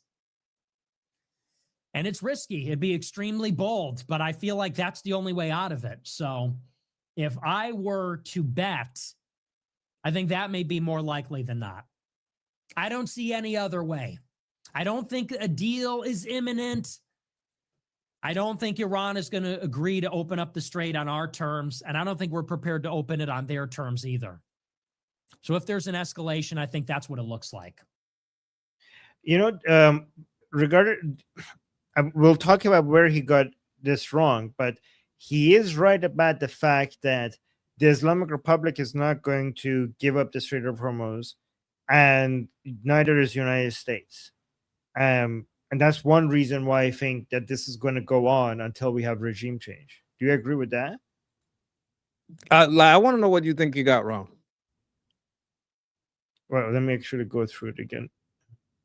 To resolve this We'll do one by one. problem, we're not walking away. So he's right about that. People like Joe Kent and others, they say we need to just leave. You can't. That's not a possibility. It's not going to happen. Get that out of your head. People say we should. He's right about that. Even if you do leave, you have to come back to this. This is like you have to. This we're going to have conflict with the Islamic Republic until the whole thing collapses. Just wrap it up and go away. We can't. That's true. If we leave, they control the strait forever. If they control the strait forever, hey, this might be all correct. This might be one of those segments where you talked about that he's telling like 5 truths and 1 lie. This might be. This is where he like. This is why I say he's a high IQ anti-Semite, because he's gonna say some shit that's true and then trick you and tell you it's all the Jews, like that kind of retarded shit. Right. Yes. So you were right. So this is like so far correct. Strategic defeat. They've reestablished deterrence. We can never go in again. It's just not acceptable. We also are not going to do a full-scale ground invasion. That the Kurds can't do. That's correct. By the way, guys, just because we're saying it's correct, it doesn't mean that we support him. Okay, this is just his tactic. He tells you 5 truths. This so that is why he's dangerous. People say he's an idiot. Yes. No. He will spin in some news that's accurate. You feel like a little bit more intelligent as a dumb anti-Semite, because you get into a discussion with someone else and you say what he said right now, and other people go, oh, he knows the shit, right? So he's selling this, right? But you got to understand, this guy is slimy. Somewhere along the line, and it may be like 5 seconds after the clip is over, he's gonna put it's all because of the Jews, like some other shit like that. Oh yeah, exactly. So yeah, that's actually the narrative. It was Israel dragged us into this, and now that we're in it, we can't leave it. That's the narrative. But they'd have to cross over the mountains. There's not enough of them. It didn't work when they were planning it in January. We can't launch a full-scale invasion from the Persian Gulf. There's only 50,000 soldiers there. We don't have the ground force. That's also true. Like if there was, like even people said, like, oh, we could. Well, it doesn't. You're not gonna because the how many Marines do we have right now? 50,000, and also some other servicemen in total. Like you would. Then enough troops that would be able to do such a thing hasn't been mobilized over there. So at least now we know that you're not gonna. If we're talking infantry, Yeah. it's like 9 to 20 because we hit a button and like 10,000 show up. Okay, which is not the number that you need to do a full scale ground invasion. Like that number It is is in the enough to hundreds of work with thousands. local forces. Right. Yes, but not a complete U.S. ground operation. That is like in 300,000 or more. That's what you would do. He is correct there. That's the only place where I can catch him. It's like, okay, but if we work with the Iranian people from the south to the north, then we can achieve this goal. That's the only thing I can catch him on in this clip. The rest is like before that and after that, it's really hard for me. But if that's the most important part. Right. Okay. There's no political will for that. So the middle path is we're going to need to open the strait by force. And the way we're going to do it is with some kind of coalition. It's going to be the Emirates. It's going to be Saudi Arabia. It might be the United Kingdom. It might be some of the NATO allies, maybe even the East Asian countries. And I would guess that we would go in for the islands. And it's risky. It'd be extremely bold, but I feel like that's the only way out of it. So if I were to bet, I think that may be more likely than not. I don't see any other. Wait, what this is the part that he might have gone wrong here. And it's risky. It'd be extremely kingdom. It might be some of the NATO allies, maybe even the East Asian countries. And I would guess that we would go in for the islands. Okay, yep. And it's risky. It'd be extremely bold, but I feel like that's the only way out of it. So No, so this is the part that he gets wrong. The only way out of it is the Iranian people. Okay, so even if you do take the islands, that's not going to finish the job. What are you going to do? Take the islands and then stay indefinitely? Take the islands and then leave after some period of time? So no, that's not the way out of it. The way out of it is to empower the Iranian people to fight and liberate their own country. That's the way out of it. So that's the part he got wrong. He slipped the poison in the middle. Like right in the middle, he says we have 50,000 troops there. We're not doing a full invasion. No, but we can make a partial humanitarian mission with locals for them to secure stability during transition. Right. Okay. if I were to bet, I think that may be more likely than not. I don't see any other way. I don't think a deal is imminent. Yeah, that part is correct. So you see, a lot of truths, a lie. Now back to truths. I don't think Iran is going to agree to open up the strait on our terms, and I don't think we're prepared to True. open it on their terms either. True. So if there's an escalation, I think that's what it looks like. See? So, yep, Monkey was right. Slipped in Right in a the lot middle, of very truths. subtle. Very subtle right in the middle. Right. Yeah, good analysis, Monkey. All right. And then look at this. Let's go back to Trump. We're done, but we had to do it. We had to take out some garbage, guys. Let's go back to. I know it's hard to watch this guy, but let's go back to Trump. But it's good to understand. Yes, 100%. See, a Monkey appreciates me bringing up this stuff. So a lot of people hate me for bringing it up, but Monkey appreciates it. Thank you, Monkey. You told Axios that you were considering a, quote, massive attack on Iran. What is the tipping point for you to make the decision? Well, I can't tell you that. Right now, we're talking to them, so, maybe there won't be a tipping point, and maybe there will. We're ready to go. Look, we're locked and loaded. We're ready to go, but we're talking to them. So maybe there will be, maybe there won't be a tipping point. But at what point with Iran do you think they're going to cry uncle and actually come to the table? Well, maybe they will cry uncle, or maybe they'll just give up, or maybe they'll just go into a cave and hide. They have caves very deep in the ground and they can hide. They get shaken up pretty good, but they can hide. But we've taken out their first level of leadership. We've then taken out their second level of leadership. We've taken out some of the third level, and we're negotiating with the rest. And we'll see how it all works. And right now we are talking to them seriously, but I've talked to them before, and they don't seem to be able to get there. Maybe now they will. What do you think about this? Do you not does the first part, does that go with what you're thinking should happen? Like when he says like we're talking to them, we'll see if they talk. Would that not legitimize the Islamic Republic? Like, isn't it time to completely remove their legitimacy as an entity that could even be talked to? Or do you agree with this? What President Trump I think probably tomorrow, at some point, probably at night, they're gonna announce maybe a 1 week deal. We're gonna see how it goes. It's what do you call it? Based on performance. And at some point, probably Wednesday, Thursday, they're gonna break the deal. They're gonna attack something. And then we will say, look, that was absolutely the last time. We're declaring this government non-functional. You can't make a deal with them because they go back on every deal they make. And we're just declaring a different government because we can't deal with these people. We're not going to be in this war forever. The people hate them. There's no infrastructure here, that kind of thing. That's my best case scenario. I don't like it. I don't want to deal for a week. I don't want to give them a chance to surrender. Yeah, I don't want to give them a chance to anything that it gives them, like surrender. The IRGC renounces control of the government. Yeah, I'll take that surrender deal. But anything that is, oh, we'll calm down but stay in power, I reject. yeah. What do you think about Guy? Look at this. A guy just give us a super chat. Thank you, Guy. You know what? I should give him. I should put the link to Guy's channel in the chat. Let's see. Here's Guy's channel. Guys, make sure you go follow Guy's channel. He's really good.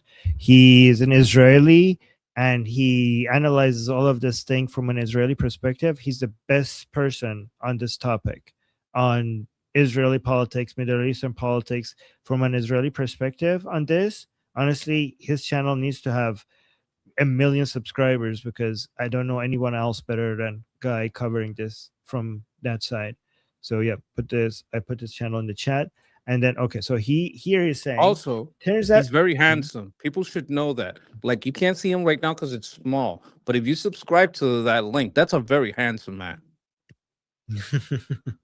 yes. Yeah, he is.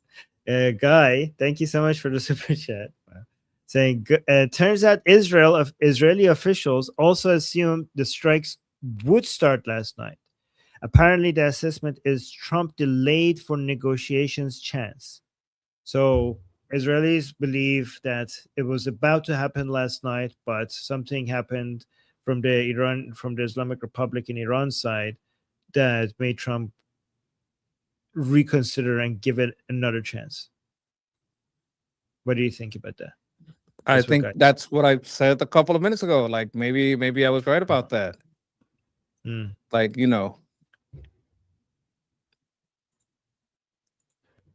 Yeah, but do you have any is that if this is true, this frustrates me. Does it frustrate you? I mean, I know it does. I just want it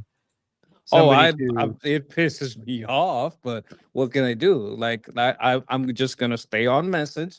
It is a bad idea to have a deal, allow them to accept any form of deal that leaves any part of the IRGC in power. I just don't. I am afraid of what would happen after. There's a lot of assumptions about what would happen after, but very few look at the worst possible case scenario, and that's the one I'm looking at. Yeah. I also start some very important comments here. Oh yeah, you always do. Yeah, no. These are very important. Very It's not just a person. monkey He's very saying it. The beautiful. humans agree. He's handsome. He's Israeli. They are usually good looking. LOL Israeli swagger. Israel has the sexiest. Yeah. Wow. I'm speaking facts. This isn't just like monkeys think that humans are beautiful. No, no, no. Goes across a species. Right. And then we got another super chat from Amir the Cricket saying, Kuhe Kolang, which is a Pickaxe Mountain, is the goal that USA let us see. I don't get it. Why not solve the uranium after the regime change if regime change is on the table? I mean, I would like to. I think I agree with your priority. The solution to everything we have, every single problem here is regime change. The solution to every single problem is regime change. The solution to the Strait of Hormuz, regime change. The solution to Kukolang, the Pickaxe Mountain, enrichment of uranium, regime change. The solution to Hezbollah, regime change in Iran. The solution to Hamas, regime change in Iran. The solution to the proxies in Iraq, regime change in Iran. So the policy should be regime change. You will, like, instead of fixing each one of these separately, you do one solution and all of this gets solved. And the solution to regime change is arming the Iranian people. I know I'm simplifying it, but I agree. I agree with you, Amir. That should be the priority. I mean, maybe that is the priority. Maybe they're not communicating with us because if they did, I mean, then the regime will go full force. Maybe makes sense for us for that not to be communicated with us. But I don't know. I'm not going to pretend to know what the actual priority here is. But I will tell you that it makes sense to me that if the priority is not regime change, they're making a mistake. So, but maybe behind the scenes that is the priority. But if it's not, it should be. My take on that is I agree. We would need regime change. What I believe is going to happen is there's going to be a deal for a week. They'll break it. Then we can declare them not a government. My fear is that they will take it and stand by it and let inspectors in and let the dust be taken and do horrible, horrible things. Have 100 Wuhans inside Iran. Okay. It's good when we agree. We know we're onto something when we agree. Me and Monkey. Look, we're locked and loaded. We're ready to go, but we're talking to them. So maybe there will be, maybe there won't be a tipping point. But at what point with Iran do you think they're Okay, we did this one. Let's go to this one. About Iran, what is the exit strategy? Oh, we also did that one already. This one. The major strikes that you No, were referring to? Okay. Should we expect to see major strikes? Look, we're talking to them right now. So they're asking, are we expecting to see major strikes? And he keeps saying we're talking to them right now. Talking to them right now. I think they're getting more and more serious as the days go by, for maybe the obvious reason. But we are talking to them right now. We'll see. Look, there are two ways. I consider that the smarter way, but the other is probably the easier way, doing what we're doing. And we can take that to a much higher level if we want to. You know, we're prepared to do that, as you know. My God. Yeah, the easier way has been tried. I think it's time for the harder way. I think we're done No with deal. the easy way. No deal. So, Monkey, your if I understood it correctly, your prediction was that we're going to go through a ceasefire negotiation period one more time, but this is the last time. Maybe I misunderstood you, but is that like Yes. you're saying we're going to do it one more time and this is going to be the last time? That's your prediction? I don't want this to happen. I want them to declare transitional government now. But if I was gonna put on like my steel man hat and say we gotta get this done before the midterms, we gotta have like a destruction militarily plus a change in the government. We haven't had a change in the government. We have a change in the leadership, but not in the government. So if I have to do it with a deal, the only way I would just declare another government. But if I have to try again, I would give it 1 week. I would do it on Sunday night because that opens the stock market on Monday positively. And it would also probably, oil is more affected by what's flowing than by futures, but it might help. And I would just let the market rally and then wait. I would predict that Wednesday or Thursday they're going to strike either on a name or on a ship. Like we've already had ships trying to pass through the strait. Like they're not firing on it, but they're trying to ram through the blockade. So I predict that around they're not going to be able to hold themselves back a whole week. Around Wednesday, Thursday, they're going to fire on a ship. We're going to say you didn't last 7 days from Monday to Sunday. So we're going to declare this a government that isn't capable of standing by a deal because they signed with us digitally that they were going to do this and they didn't stand by this. So we declare this not a government. Okay. Or we Yep. could say part of the deal was that we had to see if the Ayatollah was alive. We can't find it. They're not showing us where he is. We don't even think he's alive. We think this has been a coup government. They took over, and the military is actually the people that took over. And this is not a real government by their constitution or by any world standard. They don't stand like there's a series of things that you could say verbally, and the weight of America saying it is so heavy, and it would back reports from Iran that say he's not around or that he may be dead, that there may be a coup. You could just pull their all the stuff they said. Look at what they say here. Look at what they say here. Look at what they say. It seems our intelligence agrees. It looks like he's actually died at some point. We don't know when. Texas think we've never stopped talking to them. That is 100% correct. Even when the Islamic Republic says that we have stopped the negotiations, they're always talking. They're always talking.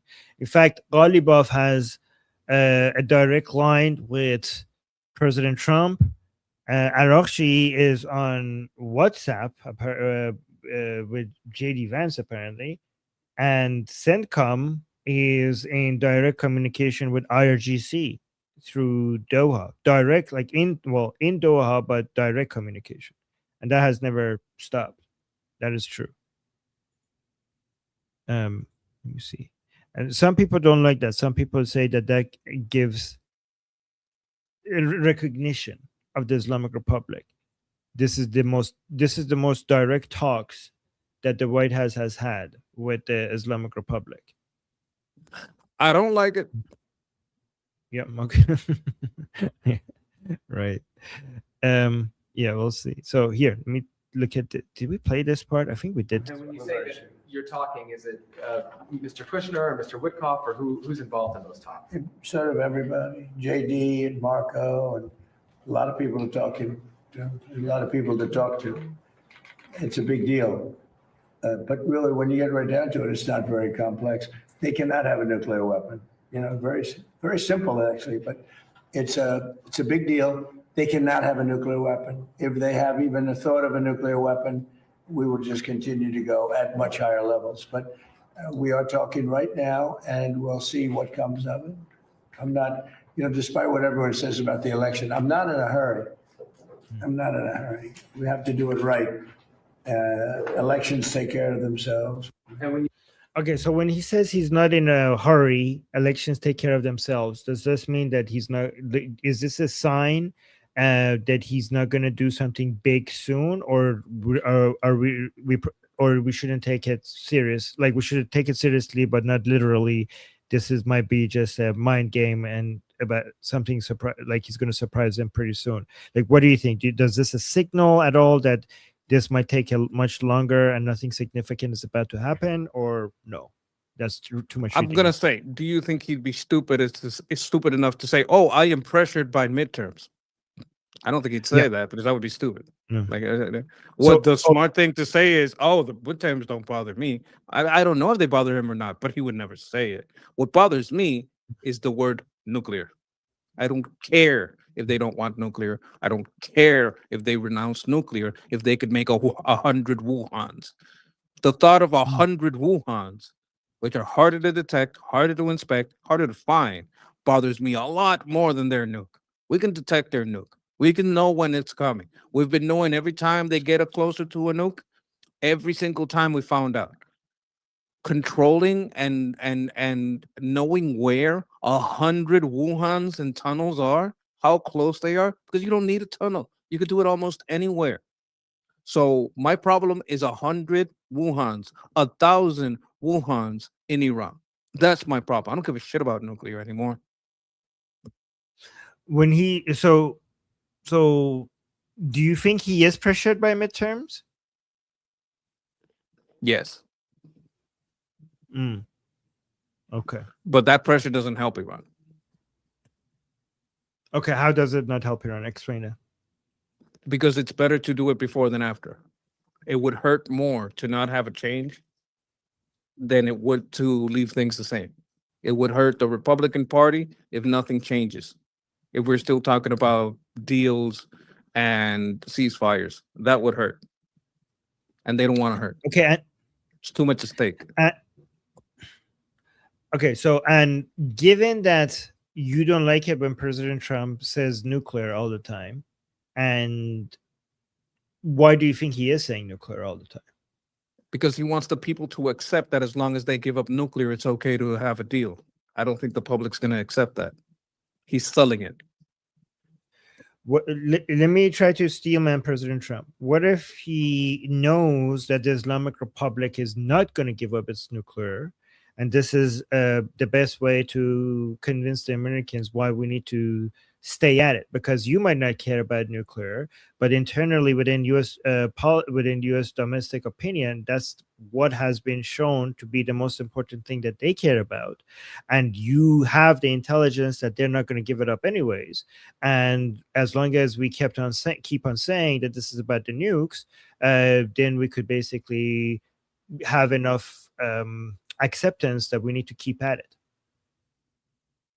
I would have to, okay, so you're steel manning what he might be doing.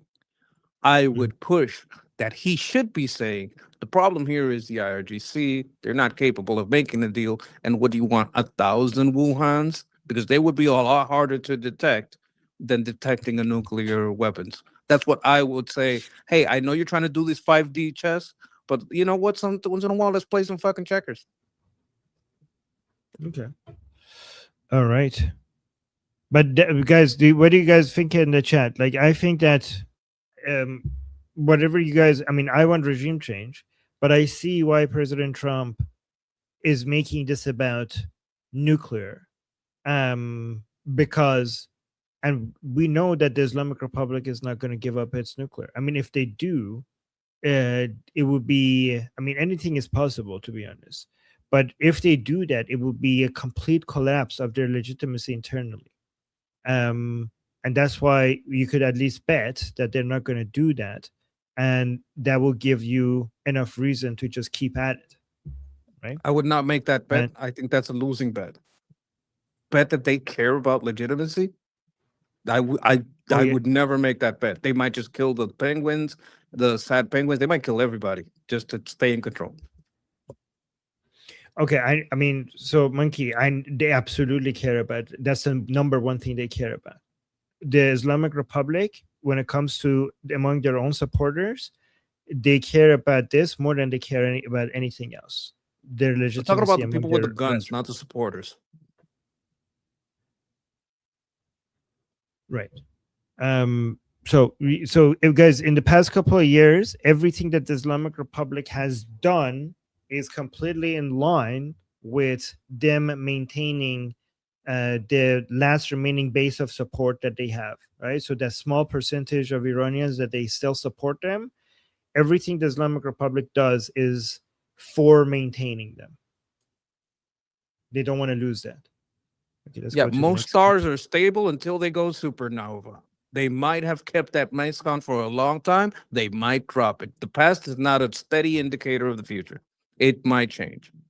They might say, fuck it. We want to live. These stupid motherfuckers with their caring about this nuclear and this Mahdi and this shit. I don't give a fuck about your Allah. I don't give a fuck. I don't give a fuck. I am the IRGC. I am your fucking God. And if you disagree, I'm going to kill you because I'm not going to go into another war. I'm not going to go through this hunger. I'm not going to have all my ship stops because you want your little fucking nuke. I don't give a shit what you want. And if you stand against me, I will kill you. I am the gun. And authority comes from the gun. It doesn't come from the Quran. It doesn't come from the Bible or the Torah. It comes from the gun. And you will bow to my gun. And if I tell you to get a circumcision and we're a fucking yarmulke, you'll do it or I'll kill you. That's one bet. That authoritarian. It happened to Mao's China. It happened in Stalin's Russia. It happened in Pol Pot's with their Khmer Rouge. Betting that won't happen is a losing bet. So betting that would happen is also a losing bet, but I'm just going with odds because it might. That's what the Islamic Republic wants to do. That's why they bring the militias inside Iran. So I'm not saying I completely disagree with that, but it's not sustainable. They know it's not sustainable. We cannot rule over 0% support. The people that you need somebody to pull the trigger, and it's true that many people would pull the trigger for the sake of money, but some level of acceptance into the regime is required for this to be sustainable. Ruling over a population with 3% support, 4% support, even, is doable. Ruling over a population with close to 0% support is unsustainable. And the Islamic Republic knows that. I think your numbers are wrong. I mean, I think my numbers The amount are of people that are willing to kill anybody to stay alive and have the guns and don't care as much about the religion as they care about being the only ones staying alive and saying that they're the only ones getting the money. I think, oh my God, I think this is like it's like a refusal to look at reality here. Like this has happened over and over, all over the world, over and over and over again. I know exactly what I'm talking about here. This is why Prince Reza Pahlavi has constantly communicated to the armed forces of the Islamic Republic that there's going to be a blanket forgiveness for the vast majority of the armed forces, right? Because that's exactly why the communication with the armed forces has been that you are going to stay alive, that there is not going to be a mass punishment of the people who have been part of the armed forces of the Islamic Republic, right? And that is something that scares the Islamic Republic. The Islamic Republic constantly tries to communicate to its armed forces that if we fall, they're going to come kill every single one of you. But what will actually happen is mostly the heads of the regime will be punished, and most of the body will be. We're going to have a blanket amnesty. And if we could get that message out there more, the fall of the regime will become more imminent. That's a goal-focused look and ignoring the situation I'm talking about. The situation I am talking about is them getting recognized by the United States as signing a deal, get recognized by the whole fucking planet as being the legitimate government, which means that it doesn't matter how many calls you make from the outside. I mean, if you could do that, do it now, right? Like this is ignoring the central point of my complaint. If you allow these people to have legitimacy by the United States and the whole planet, by allowing them to make a deal, that is the problem. You're jumping to that Pahlavi and the revolution and all this. I'm talking about a specific situation. Do not allow Iran to have legitimacy in front of the USA just because it gave up nukes. Do not give them that recognition, because if they get that recognition, accept backing down from nukes, they might clamp down on whoever complains because they have the backing of the United States and all the Gulf allies. Because what are they going to do? They're going to stand by what they say and remove the nuclear, let the inspections roll through, allow people in the strait, call everybody who doesn't want this to happen a traitor, and start doing deals with Saudi Arabia and Qatar. Is that we want peace now, new government, new things. And once that all that recognition is around them, they have first the recognition of the US, especially because they're standing by it. Then the recognition of Saudi Arabia, of all the Gulf allies. That leads the way to them being in charge and being able to clamp down on any Durka that doesn't agree, within or outside the government. Like I'm speaking a very specific thing. Yeah. So again, guys, I'm just going to go to the next video. I just want to say that I've observed what the Islamic Republic has done, and I'm pretty sure that for the foreseeable future, their main priority is to maintain their legitimacy. Let's go here. Let me see. It has not been. Let me see. Did I finish this video? I don't think they'd want to have me disappointed. Did we finish this video? I think we did. Let's go to this one. 159, but all at the bottom of the sea.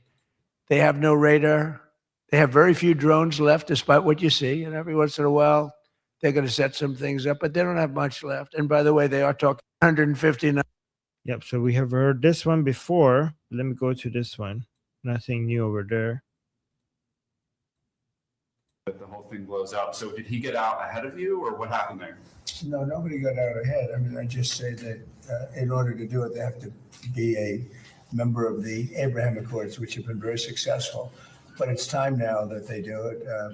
They and others didn't want to do it because of the problem that they had with Iran. You don't have that problem anymore. You don't have a great power there anymore. You have a problem, but the problem is disappearing day by day. They were the bully of the Middle East. They were not going to be that much of a bully anymore. They'll probably, I think, instinctively want to be. But you don't have the same problem that you would have had 4 or 5 months ago, before they had no Navy, no military, no anti-aircraft, no leaders. I mean, their leaders are gone.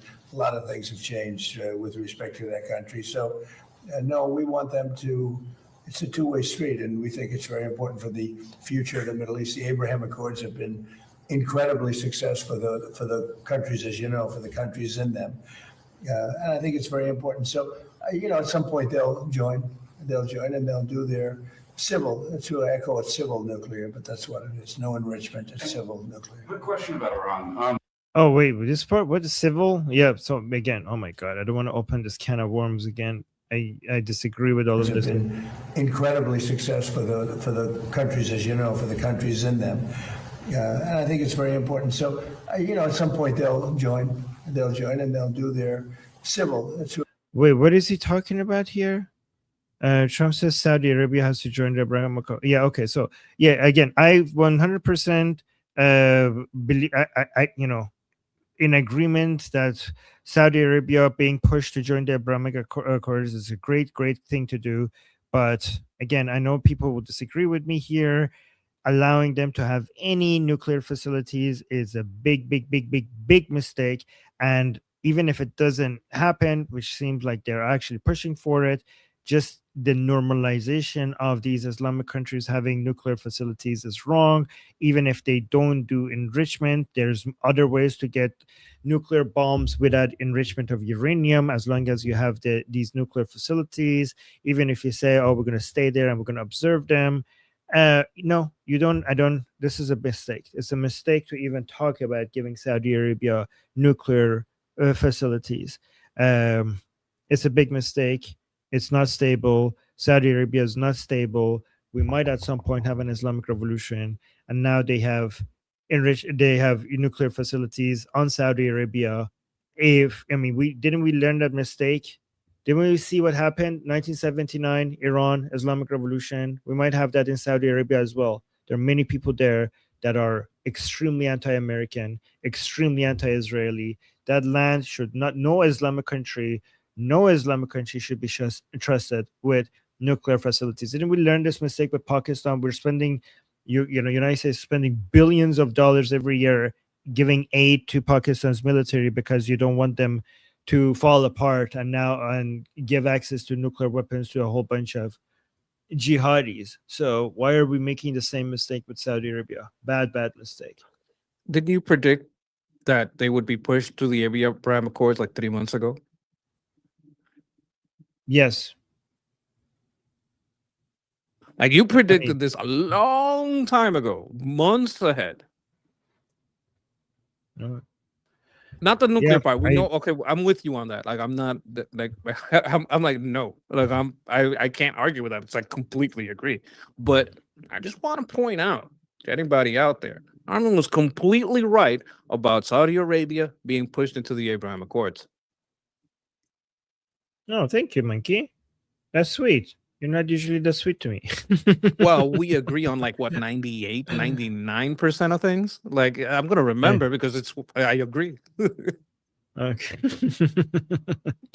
Well, thank you. Yeah, I do like how President Trump is um, taking advantage of the weakness of the Arab countries around the Persian Gulf to push them closer and closer to the Abrahamic Accord. That's pretty good. Look, look Even at the one bright more. side. Look at the bright Yes. side. What if they never get it? What if they sign the deal and they get slow rolled and slow rolled? Like we're pretty sure those people aren't going to get F-35s. And this nuclear thing, it may be a little faster, but and harder to combat. But you know, things may change. Like you know, let's get them to sign first, then see what happens. Yeah, I mean, that would be a great 5D chess move, to be honest. If you do, if Saudi Arabia gets into the Abrahamic Accord and they don't get any nuclear uh, facilities, that would be fantastic. I will still be upset a bit that we even normalized talking about them getting it. You know what I mean? Like, for example, even with Turkey, even if they don't get F-35s, the fact that that was even like normalized, like, oh yeah, they should get it. Like, I still, maybe I'm too sensitive, but I still don't like it. You know, I don't like it. You shouldn't trust these countries. Every time with an Islamic country, yeah, it looked like some, you know, giving them stuff like that seemed like a good idea at the time, and then eventually it backfired. You know, it backfired with the Mujahideen in Afghanistan. It backfired with the mullahs. It backfired with that, you know, the Islamic group in Gaza that eventually turned into Hamas. You know, when the Israelis tried to use them against PLO, it always backfires. You know, something like, oh, it's an Islamic country, but they're on our side. Yeah, for now.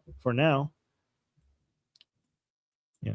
Anyways, let's continue. Reposted Lara Loomer's interview with President Zelensky. What do you make of growing MAGA support for the war in Iran, or war in Ukraine, sorry?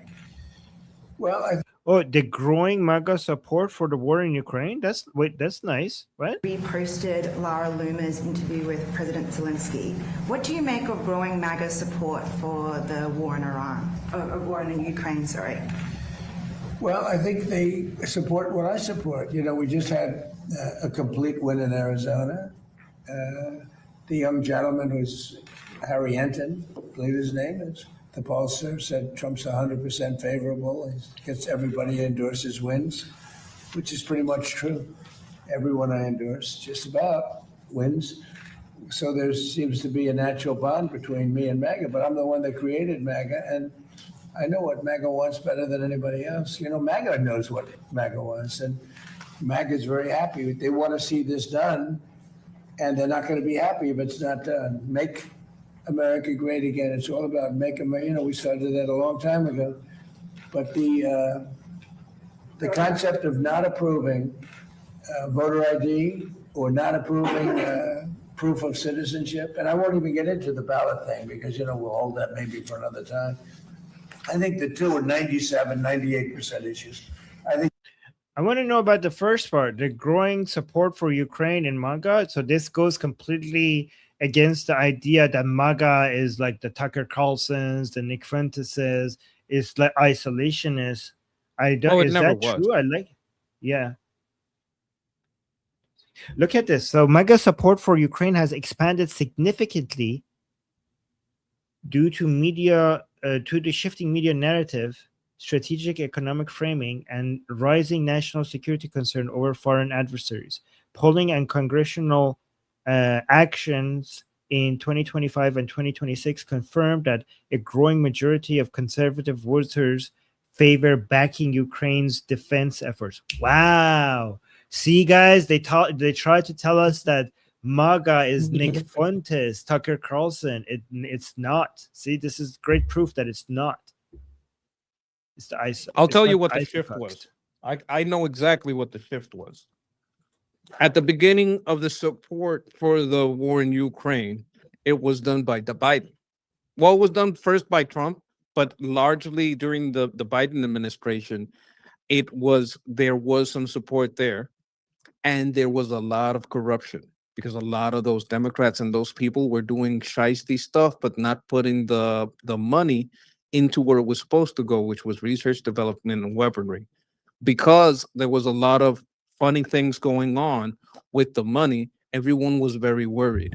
Now, what we have in Ukraine is people that are defending themselves, creating weapons that help us, creating weapons that help our allies, and at a cheap cost. So now it's not so much that we're helping people that can't help themselves and won't ever help us. We're helping an ally that can help us on many fronts. We're helping an ally that is researching and developing great weapons for us, right? It's more of a quid pro quo than it's I give you. You understand? Like we see, okay, so this isn't just us giving stuff. We're getting something back from this. This is an investment and it's a good one. That's the shift. Yeah, yeah. It's kind of the difference between giving somebody a fish and teaching them how to fish. Like investment is always better than charity. And they're selling us great fish, fantastic fish, Yes. AI fish, flying fish that go boom boom, the best fish. Yes. Fleshy Interloper give us a super chat saying no win without straight open and nuclear shutdown. I mean, it's no win without all of this gone, right? Straight open, no nuclear, no proxies, no support for terrorism, no suppression of the Iranian people, opening the economy, liberalizing the economy, normal relationship with the rest of the world, Pahlavi back. No win without Pahlavi back in Iran. No win without a transitional government under the leadership of Pahlavi. Because here's the thing: if you have that, you have everything, right? There is no win for us, for Americans, for Israelis, or for anyone else until we have a transitional government in Iran under the leadership of Princess of Pahlavi. If you get that, you get everything. You get normalization of relationship with Israel, United States. You get the Strait of Hormuz being completely open. You get no nuclear enrichment. You get tourism. You get investments. You get cultural exchange. You get stability in the Middle East. You get the bankruptcy of all of the terrorist groups that the Islamic Republic supports. You get all of it. Yeah. Yes. Thank you, Fleshy. Oh, what is this? You start this one. Yeah, official today, no F-35s for Erdogan. See, but they signed a lot of stuff, though, right? We're probably going to get to use their bases. It's like, well, you don't get the F-35s, but we get to use them from here. All right? You don't get to fly it. You don't get to service it. But we get a base here. This is what I'm guessing happened. I'm going from the gut. But we get a base here, and you get us to fly F-35s for you. And as long as we agree on a target, hey, you're safe because we got F-35s here. Thank you. Thank you to all the people who watch us from X. Appreciate you guys. Very And much appreciate you. Look at this one. This is kind of funny. I love this one. All different topics, all bad, everything bad. But here we are. Here we are. In fact, when I'm finished, I'm going right back to the Oval Office. So I have to be doing okay. But we are all doing good together. That's why tonight, to show just how much I care about the press, and I want to save your ratings, I'm pleased to announce my intention to, and this is somewhat of a scoop, my intention to run for a fourth term as President of the United States. I will be doing that. I will be having an official. In fact, I think I have. Yeah. I won 3 times. Now I'm going to do it again. Thank you. I'm going to do it. Should be easy. I'm getting very good at running for president. No, I won 3 times, did very well the second time, by the way. It's a rigged election, but we don't have to talk about it. You know, it's interesting when you come back and you do a good job like we did, and you don't care about it so much, but we do have to tighten up these elections because they really are in seriously bad shape. But That was amazing. That was awesome. That's lovely. I think, look, personally, I think this is hilarious. But the problem with that joke is, like, I would say 60 to 75% of the people there didn't know if it was a joke. Like, with something like that, I know it's the correspondence dinner. It's supposed to be a joke, but it's like half the people are like, oh shit, here we go again. Here we go again. But I think it would get a lot of support, but I think he was kidding. Oh, of course, of course. I mean, the fact that some people are going to take it seriously makes it even more funny. I mean, that's what yeah. I can't wait to see what that part being clipped out. Like, oh no, we told you, we told you. That is fantastic. He's such a great comedian. I don't know, he's so good. Wait, hold on. Oh, we got a super chat. Kayvon Shah saying no win without regime change. Yes, I mean no win without Pahlavi back in Iran, because we don't accept any not regime change. I think, in my opinion, is not enough, right? What if the Islamic Republic, like a regime change that doesn't lead to Pahlavi rule, is not a win? I mean, to be honest, I think if there's a regime change, it will be Pahlavi. Like, I don't see any other alternative other than Pahlavi. But I think a more complete way of saying this is no win with that return of Pahlavi to Iran. Absolutely. Guys, you know, I know. Oh, thank you, Minky. I'm so glad that you guys recognize it. You know, it used to not be something that people recognize other than Iranians. Like, when I say transitional government, I'm talking about like the Nufti thing. Yeah. Okay, I don't know what we're about to walk into, but let's do this one. who should be here, he turned Palestinian. This was a man who was 100% for Israel. 100%. Chuck Schumer, crying Chuck. Remember, he cried at the airport over illegal immigrants. They were the fakest tears. There were people throwing water in his face. But now he's a proud, very proud Palestinian. In fact, I'm going to send him a beautiful Palestinian outfit tomorrow so he can greet Bibi Netanyahu when he comes to town next week. Oh my God. What the hell? Look, That's I don't know amazing. if that's a joke. I don't know how that's a joke. He just spit facts right there. I don't know. That's Oh my not, God. that's, you know, he's just telling it like it is. That was great. I loved it. That was beautiful. My God. Okay, more of this. I need more of this. This is pure comedy. Hold on. Let's see what we have here. You people have no idea how lucky you are when I'm gone. You're all going to be broke. Your business model is going to be. Oh, he's telling the media. He's telling the context is he's telling the media. You Okay. people have no idea how lucky you are when I'm gone. You're all going to be broke. Your business model is going to be finished. No, it's true. When I'm not around, you're going to be broke. There's not going to be anybody to report on. Nobody gives a damn about anybody else.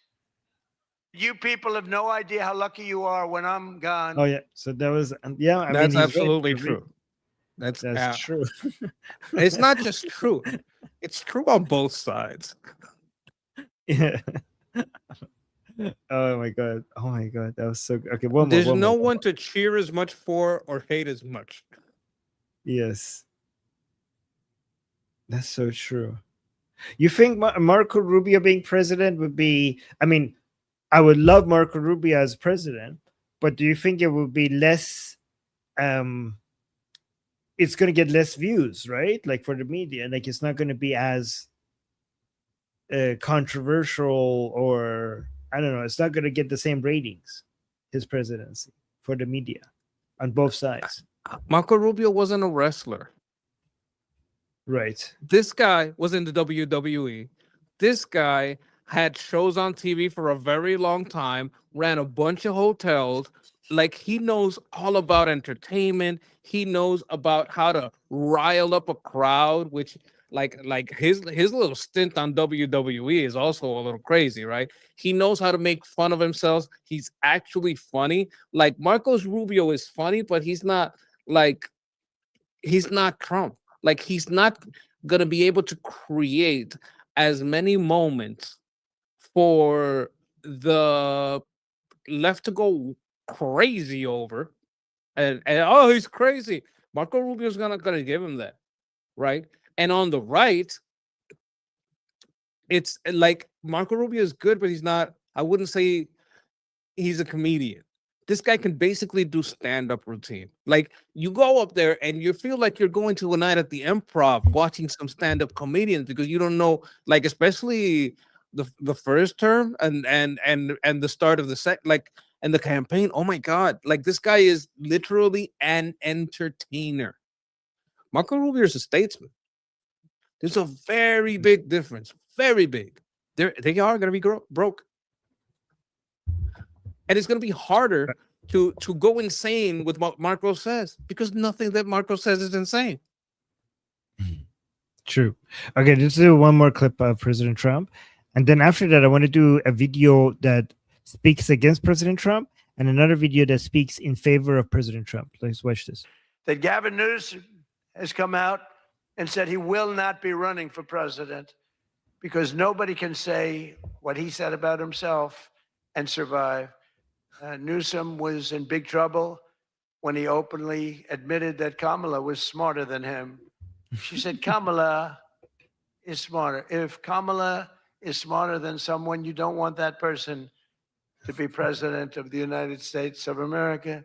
Between California's policies of enabling wildfires, paying drug addicts to be homeless, giving free sex changes to illegals, and telling rich people they're going to take away, all of your money is going to be taken away. People are fleeing, and they're fleeing in droves. We can't have that in this country. It's becoming such a horrible and dangerous location that Ilhan Omar, one of my favorites, and her brother are thinking about moving together, very much in love. A video surfaced recently of Ilhan giving a speech referring to World War II as World War 11. And they asked her about that. She thought she got it right. But I'm not surprised, because she's a low IQ person. And she's also a very dishonest person. And she ought to get the hell out of our country. She shouldn't be here. She shouldn't be in our country. Spitting straight facts. Just spitting straight facts. Like, so true. Oh my God, that's amazing. Okay.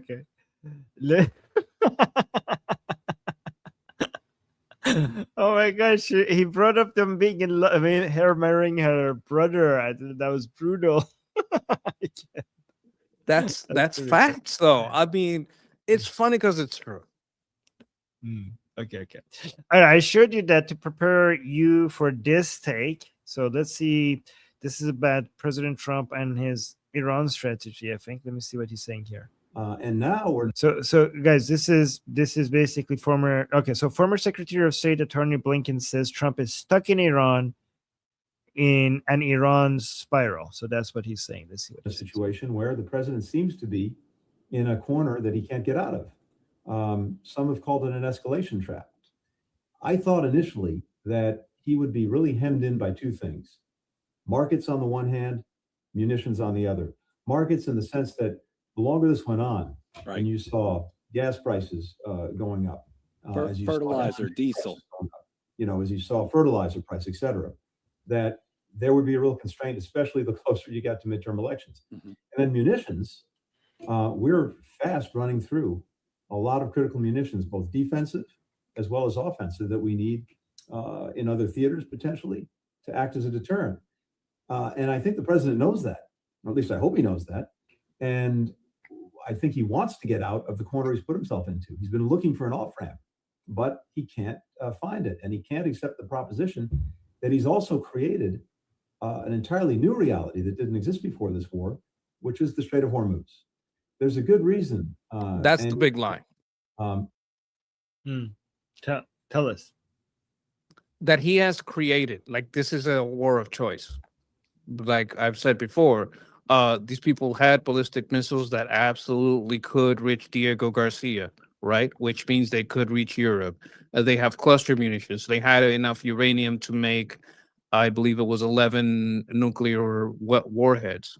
I don't know if you make them a little smaller and put them in a cluster bomb, let it launch from orbit, how much harder it is to, stop them in midair.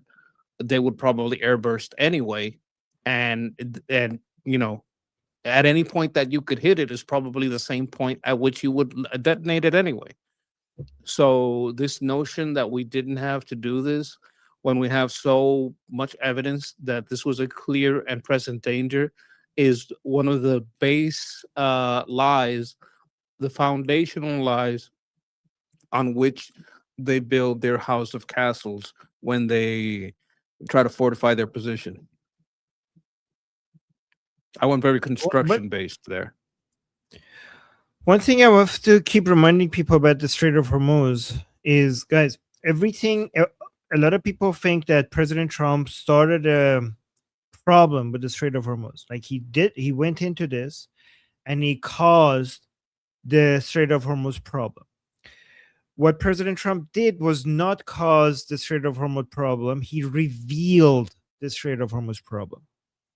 Because what this military operation shows is what the Islamic Republic would have been able to do a lot more effectively if we just didn't do what President Trump did.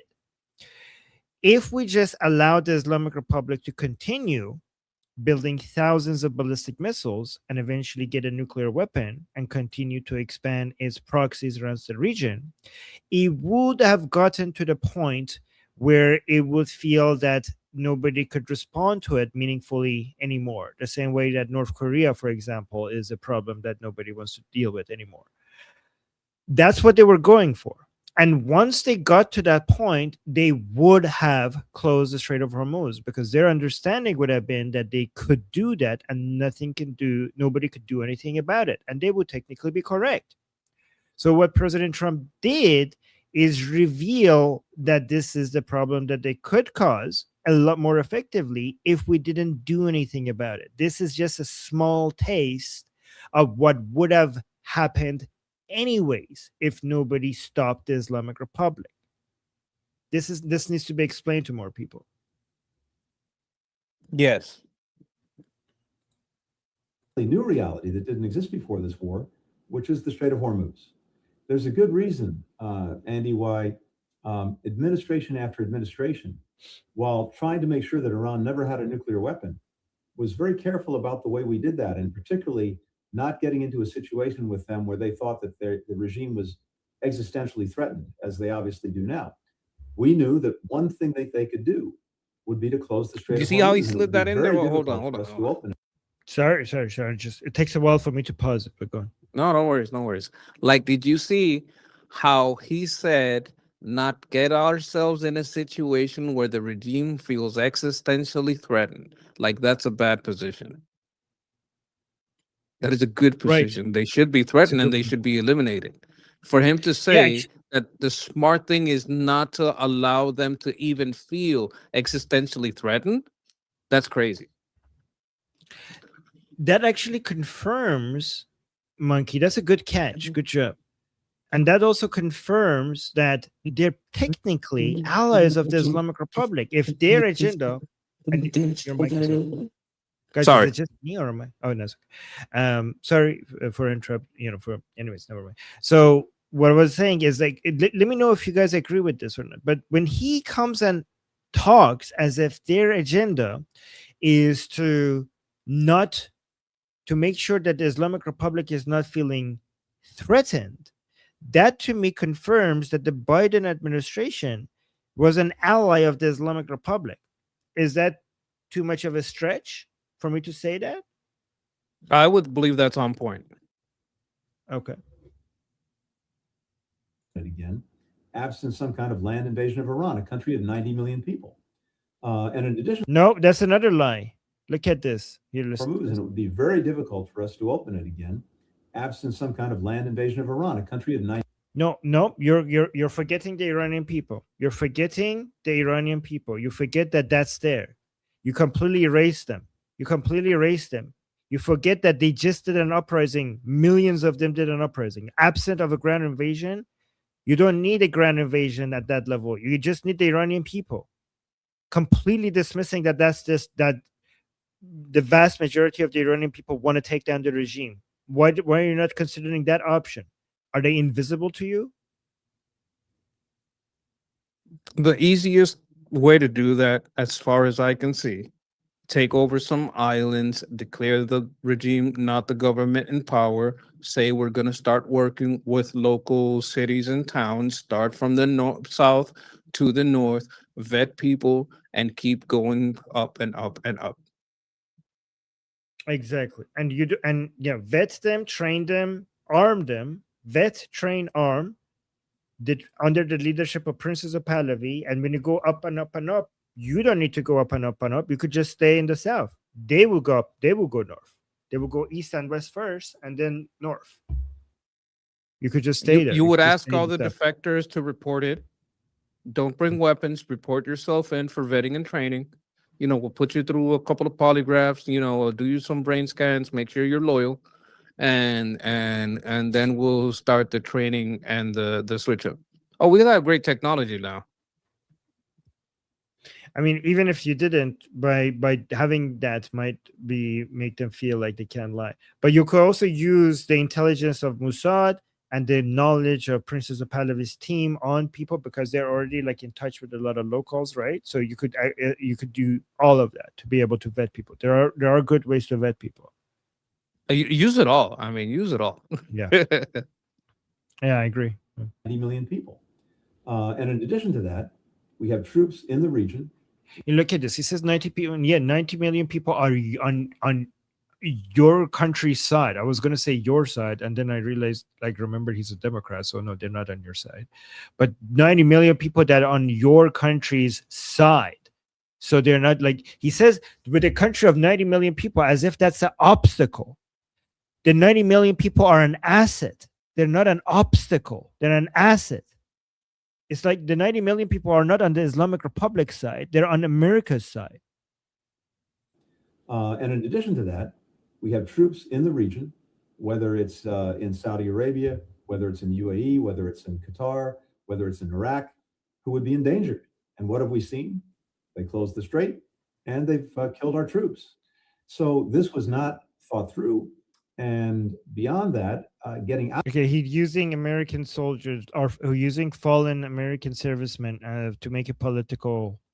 You know, this is like a miss. This is like I think this is disgusting. Is it like? But I'll let Monkey to speak, because I think you have a more right to speak to this than me. But would it be right to assume that this, like, for me to say this is disgusting, that he's using your fallen as a way? They always do this. They create a terrible situation that put our soldiers in a bad position, and when in the line of duty of fixing the problem they created, because this is all because of the JCPOA that they created. This is their fault. We have to go in now and fix the problem that they created. It was Jimmy Carter, CBS, NBC, ABC, and BBC that started promoting the Ayatollah, and pressure from the media and part of his cabinet, I'd say about a third of them, that led Jimmy Carter to help the Ayatollah instead of backing, the Shah, right? So they put us in this position all throughout history, and then when it comes to pay the price in blood, they say, "Oh my God, how could this happen? Oh no, I care so much." These are the people that put us in this position. They don't care.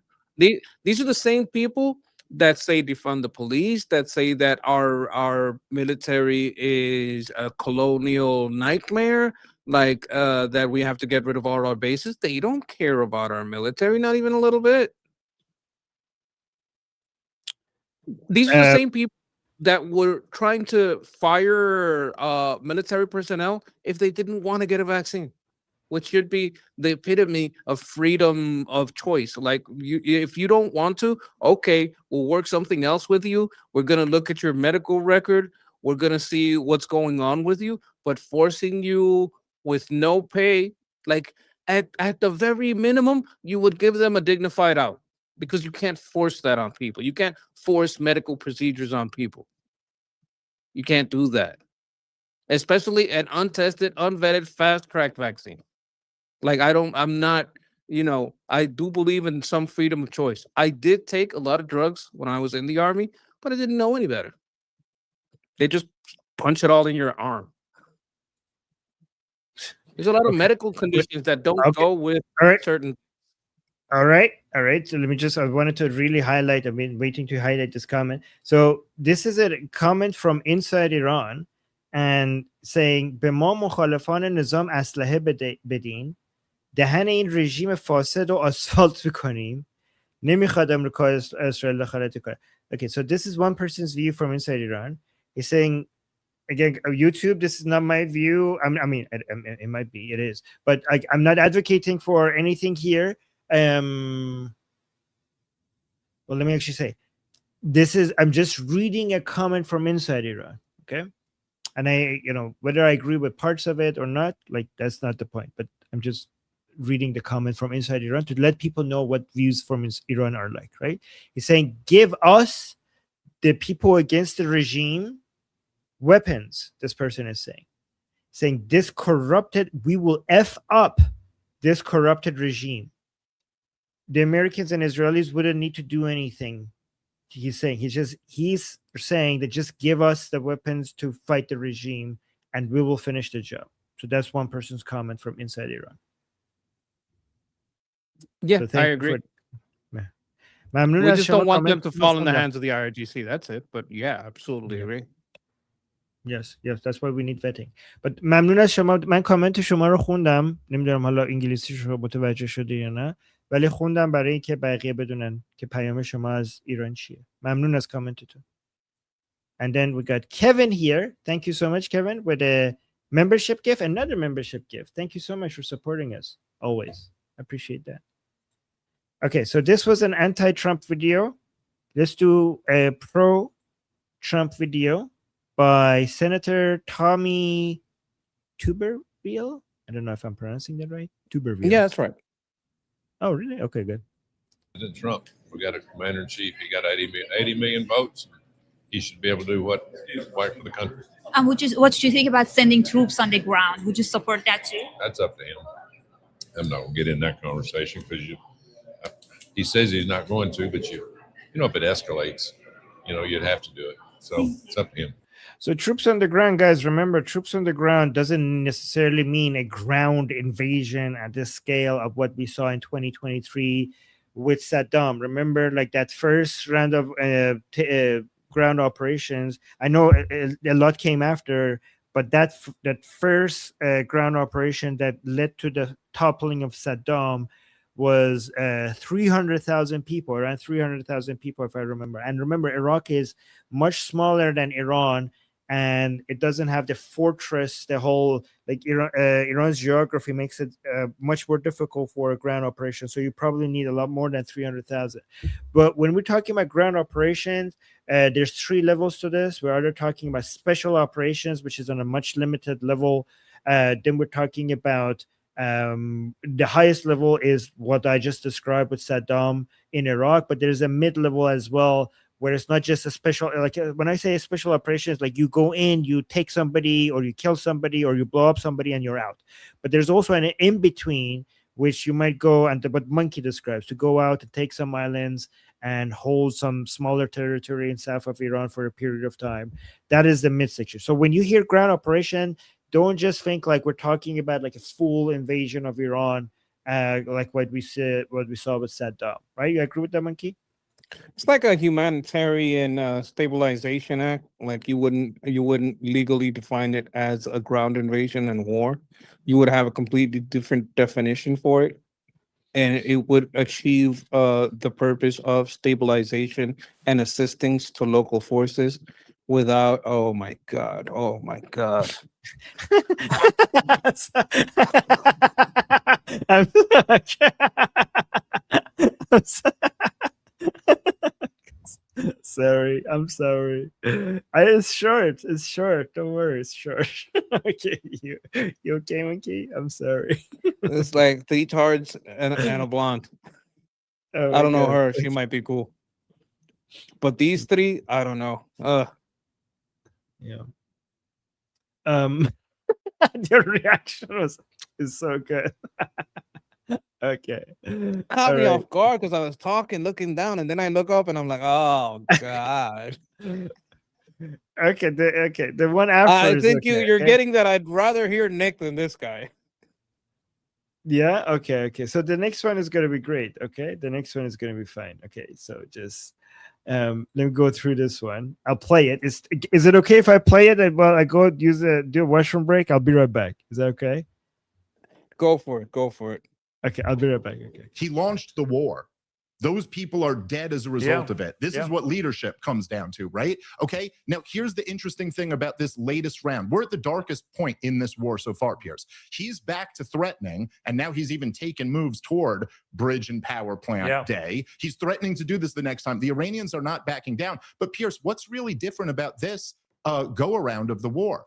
Last week, in his walk down, he walked away from all of the original war aims, Pierce. Every last reason that we supposedly were fighting this war. He backed off of the first point in the memorandum of understanding is that there'll be a ceasefire in Hezbollah. So we're not saying they can't fund their terrorist proxies. He walked away from ballistic missiles. He walked away from the nuclear dust. He walked away from zero enrichment. He walked away from the whole thing. We're just fighting over the Strait and Lebanon now, 2 issues that didn't exist before the war. I mean, I'm sorry, 5 months into it, if that's not Why, it's such a lie. He didn't walk away from all of them. He talks about nuclear all the time. In fact, that's the main thing he talks about. It's not What do you just mean he that. walked away? He's talking like there's a paper out there with stated goals. But if there was a goal that was communicated, it's still that. I mean, it's still that. I mean, if there's anything they communicate with us the most, is that. What are we talking about? He is pretending that paper exists. The people listening might not know and say, well, maybe if he just stated blah, blah, blah, we know because we know. But the way he's wording it is he's wording it like there's an agreement to be made and he knows what's on the table and things were removed. That's the framing. Okay, let's continue. a disaster, I don't know what is. Yeah, I mean, Andrew, it is a disaster, isn't it? I mean, I don't see how Trump can extricate any kind of legitimate victory here. Do you? I mean, the Islamic Republic has been the weakest it has ever been in the past few decades. Nobody has managed to cause more damage to the Islamic Republic than the joint U.S.-Israeli military operations. All of the heads of IRGC are dead. The supreme leader is dead. I mean, if this doesn't look like an initial phase of and also it's not even over. It's been what, 5 months? How long has it been? It's like, imagine if 5 months into the Cold War, you said like, oh yeah, United States lost the Cold War. The Cold War took more than 40 years, and everybody knows that United States won that. So what is 5 months and everything? They have had more success in 5 months than any military operations in this scale that I've ever seen. If this doesn't look like winning, I don't know what does. Right, Menke? Look, I hate these fake conservatives. They're about as Jewish as Hitler's yarmulke. They're over here pretending to be America first. They're America last. This is why all the gains, fake gains that the woke right has are because the mainstream media props them up. They prop up the alleged division. They prop these two up like they represent America first values. It's an absolute lie. And then they'll put a lefty, and then I don't know if she's a lefty, but then you have 3, 4, 5 people that all agree that everything Trump is doing wrong and you should vote Democrat. Oh, but it's a varied panel.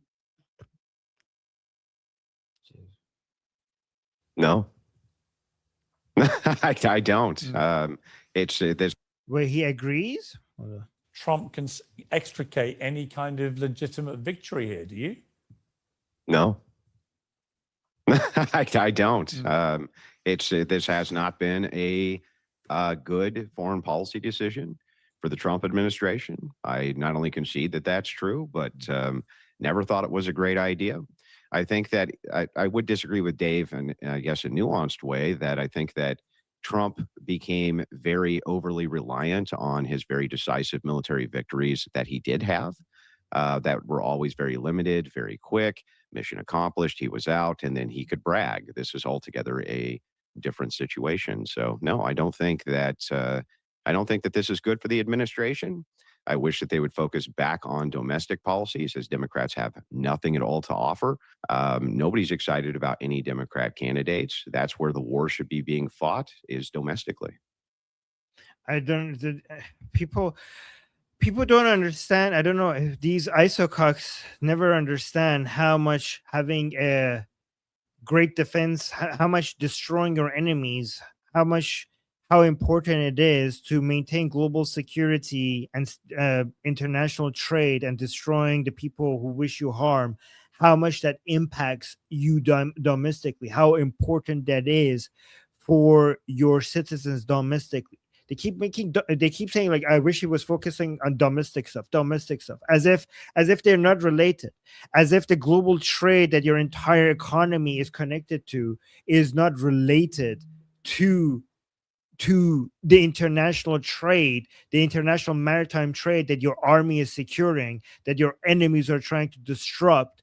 That if you allow your enemies to get stronger, it will becomes more and more difficult to maintain that stability, and it will become more and more difficult to maintain the backbone of global economy, which is international maritime trade, which will come and hurt you exactly domestically. The domestic.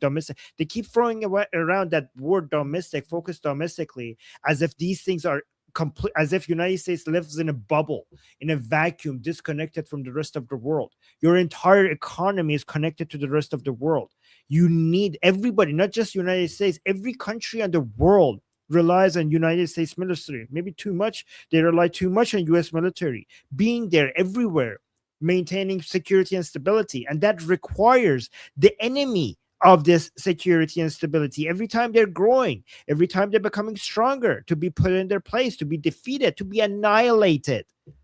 These people don't, I mean, they do get it. They're just lying. I mean, I was gonna say it, but like, you jumped in there at the last second and said it, so now I don't have to say it. They get it. They're just lying. He's full of shit. He's a liar. He's a fake. He's a phony.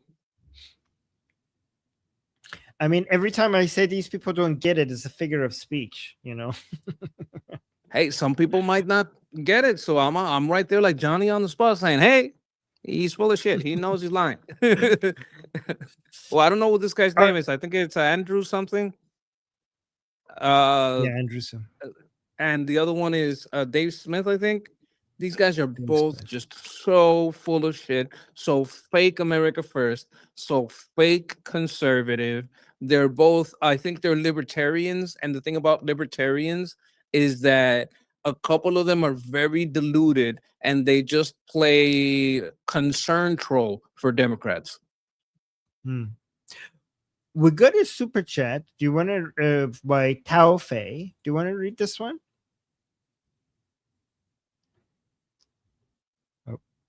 Oh, there it is. Boots on the ground is, well, not what they want, but what is.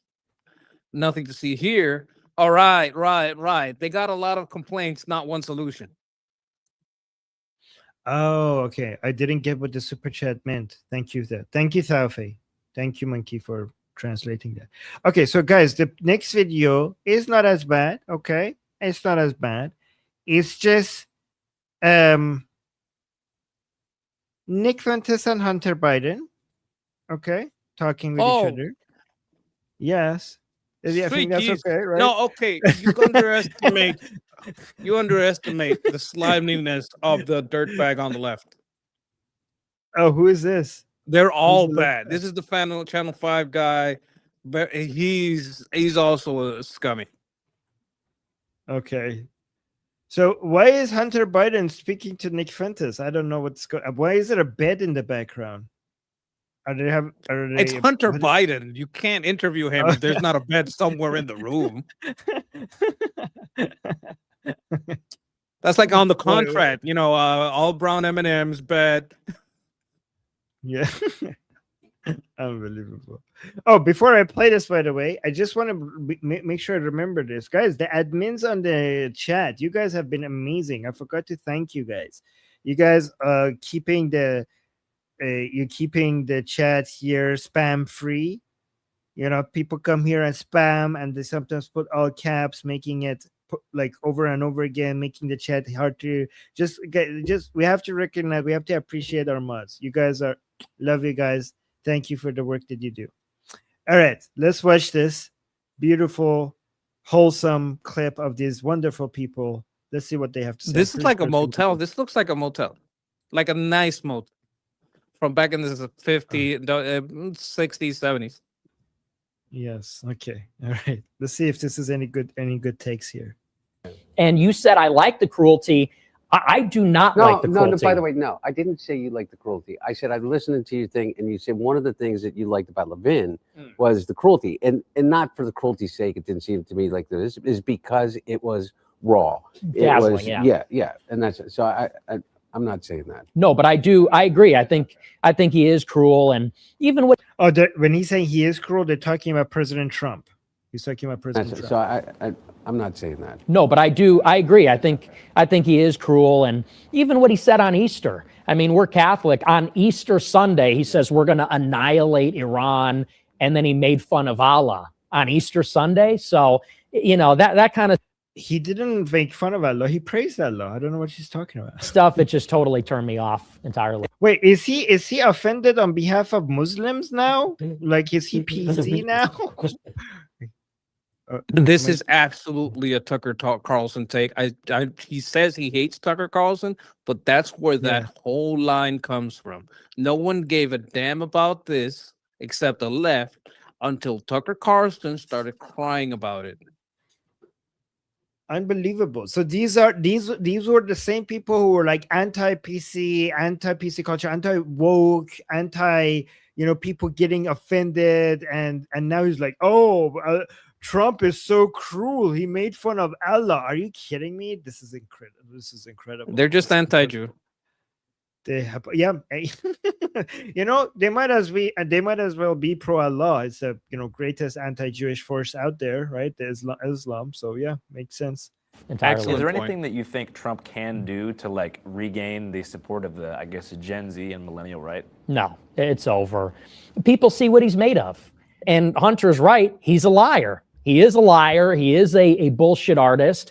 And especially, you look at what he did with the Epstein files, with the war in Iran, what he did to Thomas Massie, you realize that if you are America first, you have no place in this Republican Party. Because he said it. He said our Republican Party, or rather, he said MAGA is Mark Levin, Laura Loomer, Randy Fine. He said, and who is not MAGA? Megyn Kelly, Tucker, Alex Jones, Candace. And I think most Republicans said, well, we're with those other people.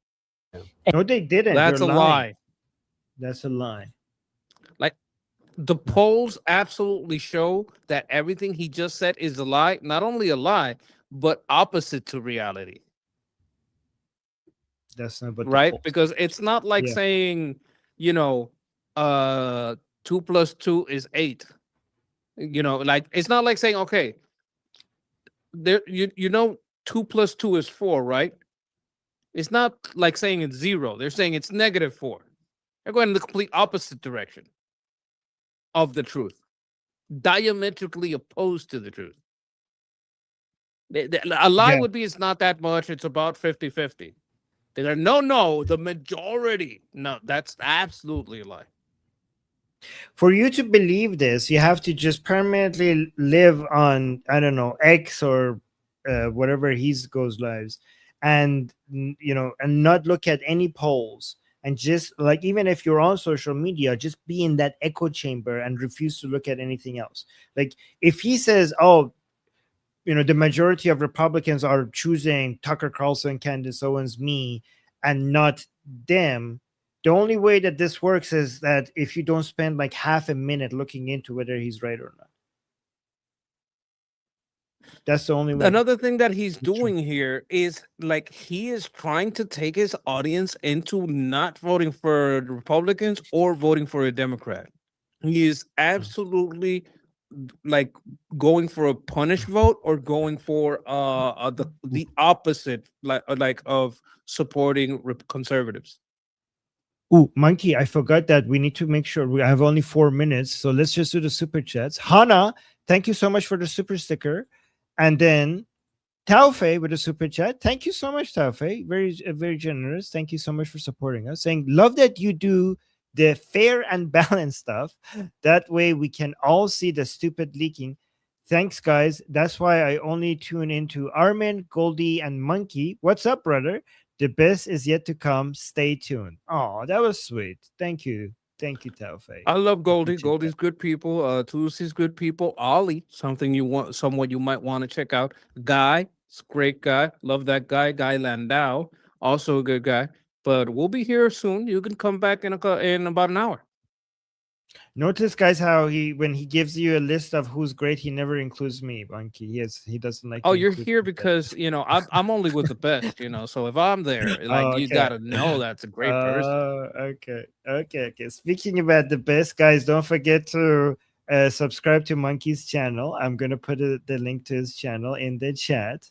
And also both Monkey and I are going to be. Oh no, I put it in his own chat. I didn't put it in Liberty Politics. I made a mistake. Okay. Slowly but surely getting to 1,000. Yes. We're going there. And Monkey, will you be in the discussion group today? Let me put the link. Yes. I may have to go eat. I don't know if I'm gonna eat right here. I'm gonna go out, but I should be here. I might miss a little bit of the start, but I'll be here. All right, guys. I'm gonna put the link to our discussion group in the chat. We're gonna have a group call in about an hour. But if you can't join our group call to talk to us, you could just come watch it on live on Liberty Politics. So make sure you're subscribed to Liberty Politics on YouTube and hit the bell notification so that whenever we go live, you don't miss it. I need to end the stream fast because if we go over 3 hours, it will be difficult. I need to pay our editor more because she's going to spend more time cutting into pieces to be able to upload them. So I'm going to end it now. Sorry, guys. Sorry for rushing it. Okay. All right, guys. I'll see you guys. I'll see you guys in 1 hour. And until then, bye. Just cut it. Bye. No, we're gonna super chat Taufei saying, I owe a super chat for forgetting Ali Samani. So here we go. Okay, thank you so much. Bye, love you, Taufei. I'm Israel Chai, Slava Ukrainia, Cuba Libre, long live America, Javicha, Payande, Iran. Iran. See you guys.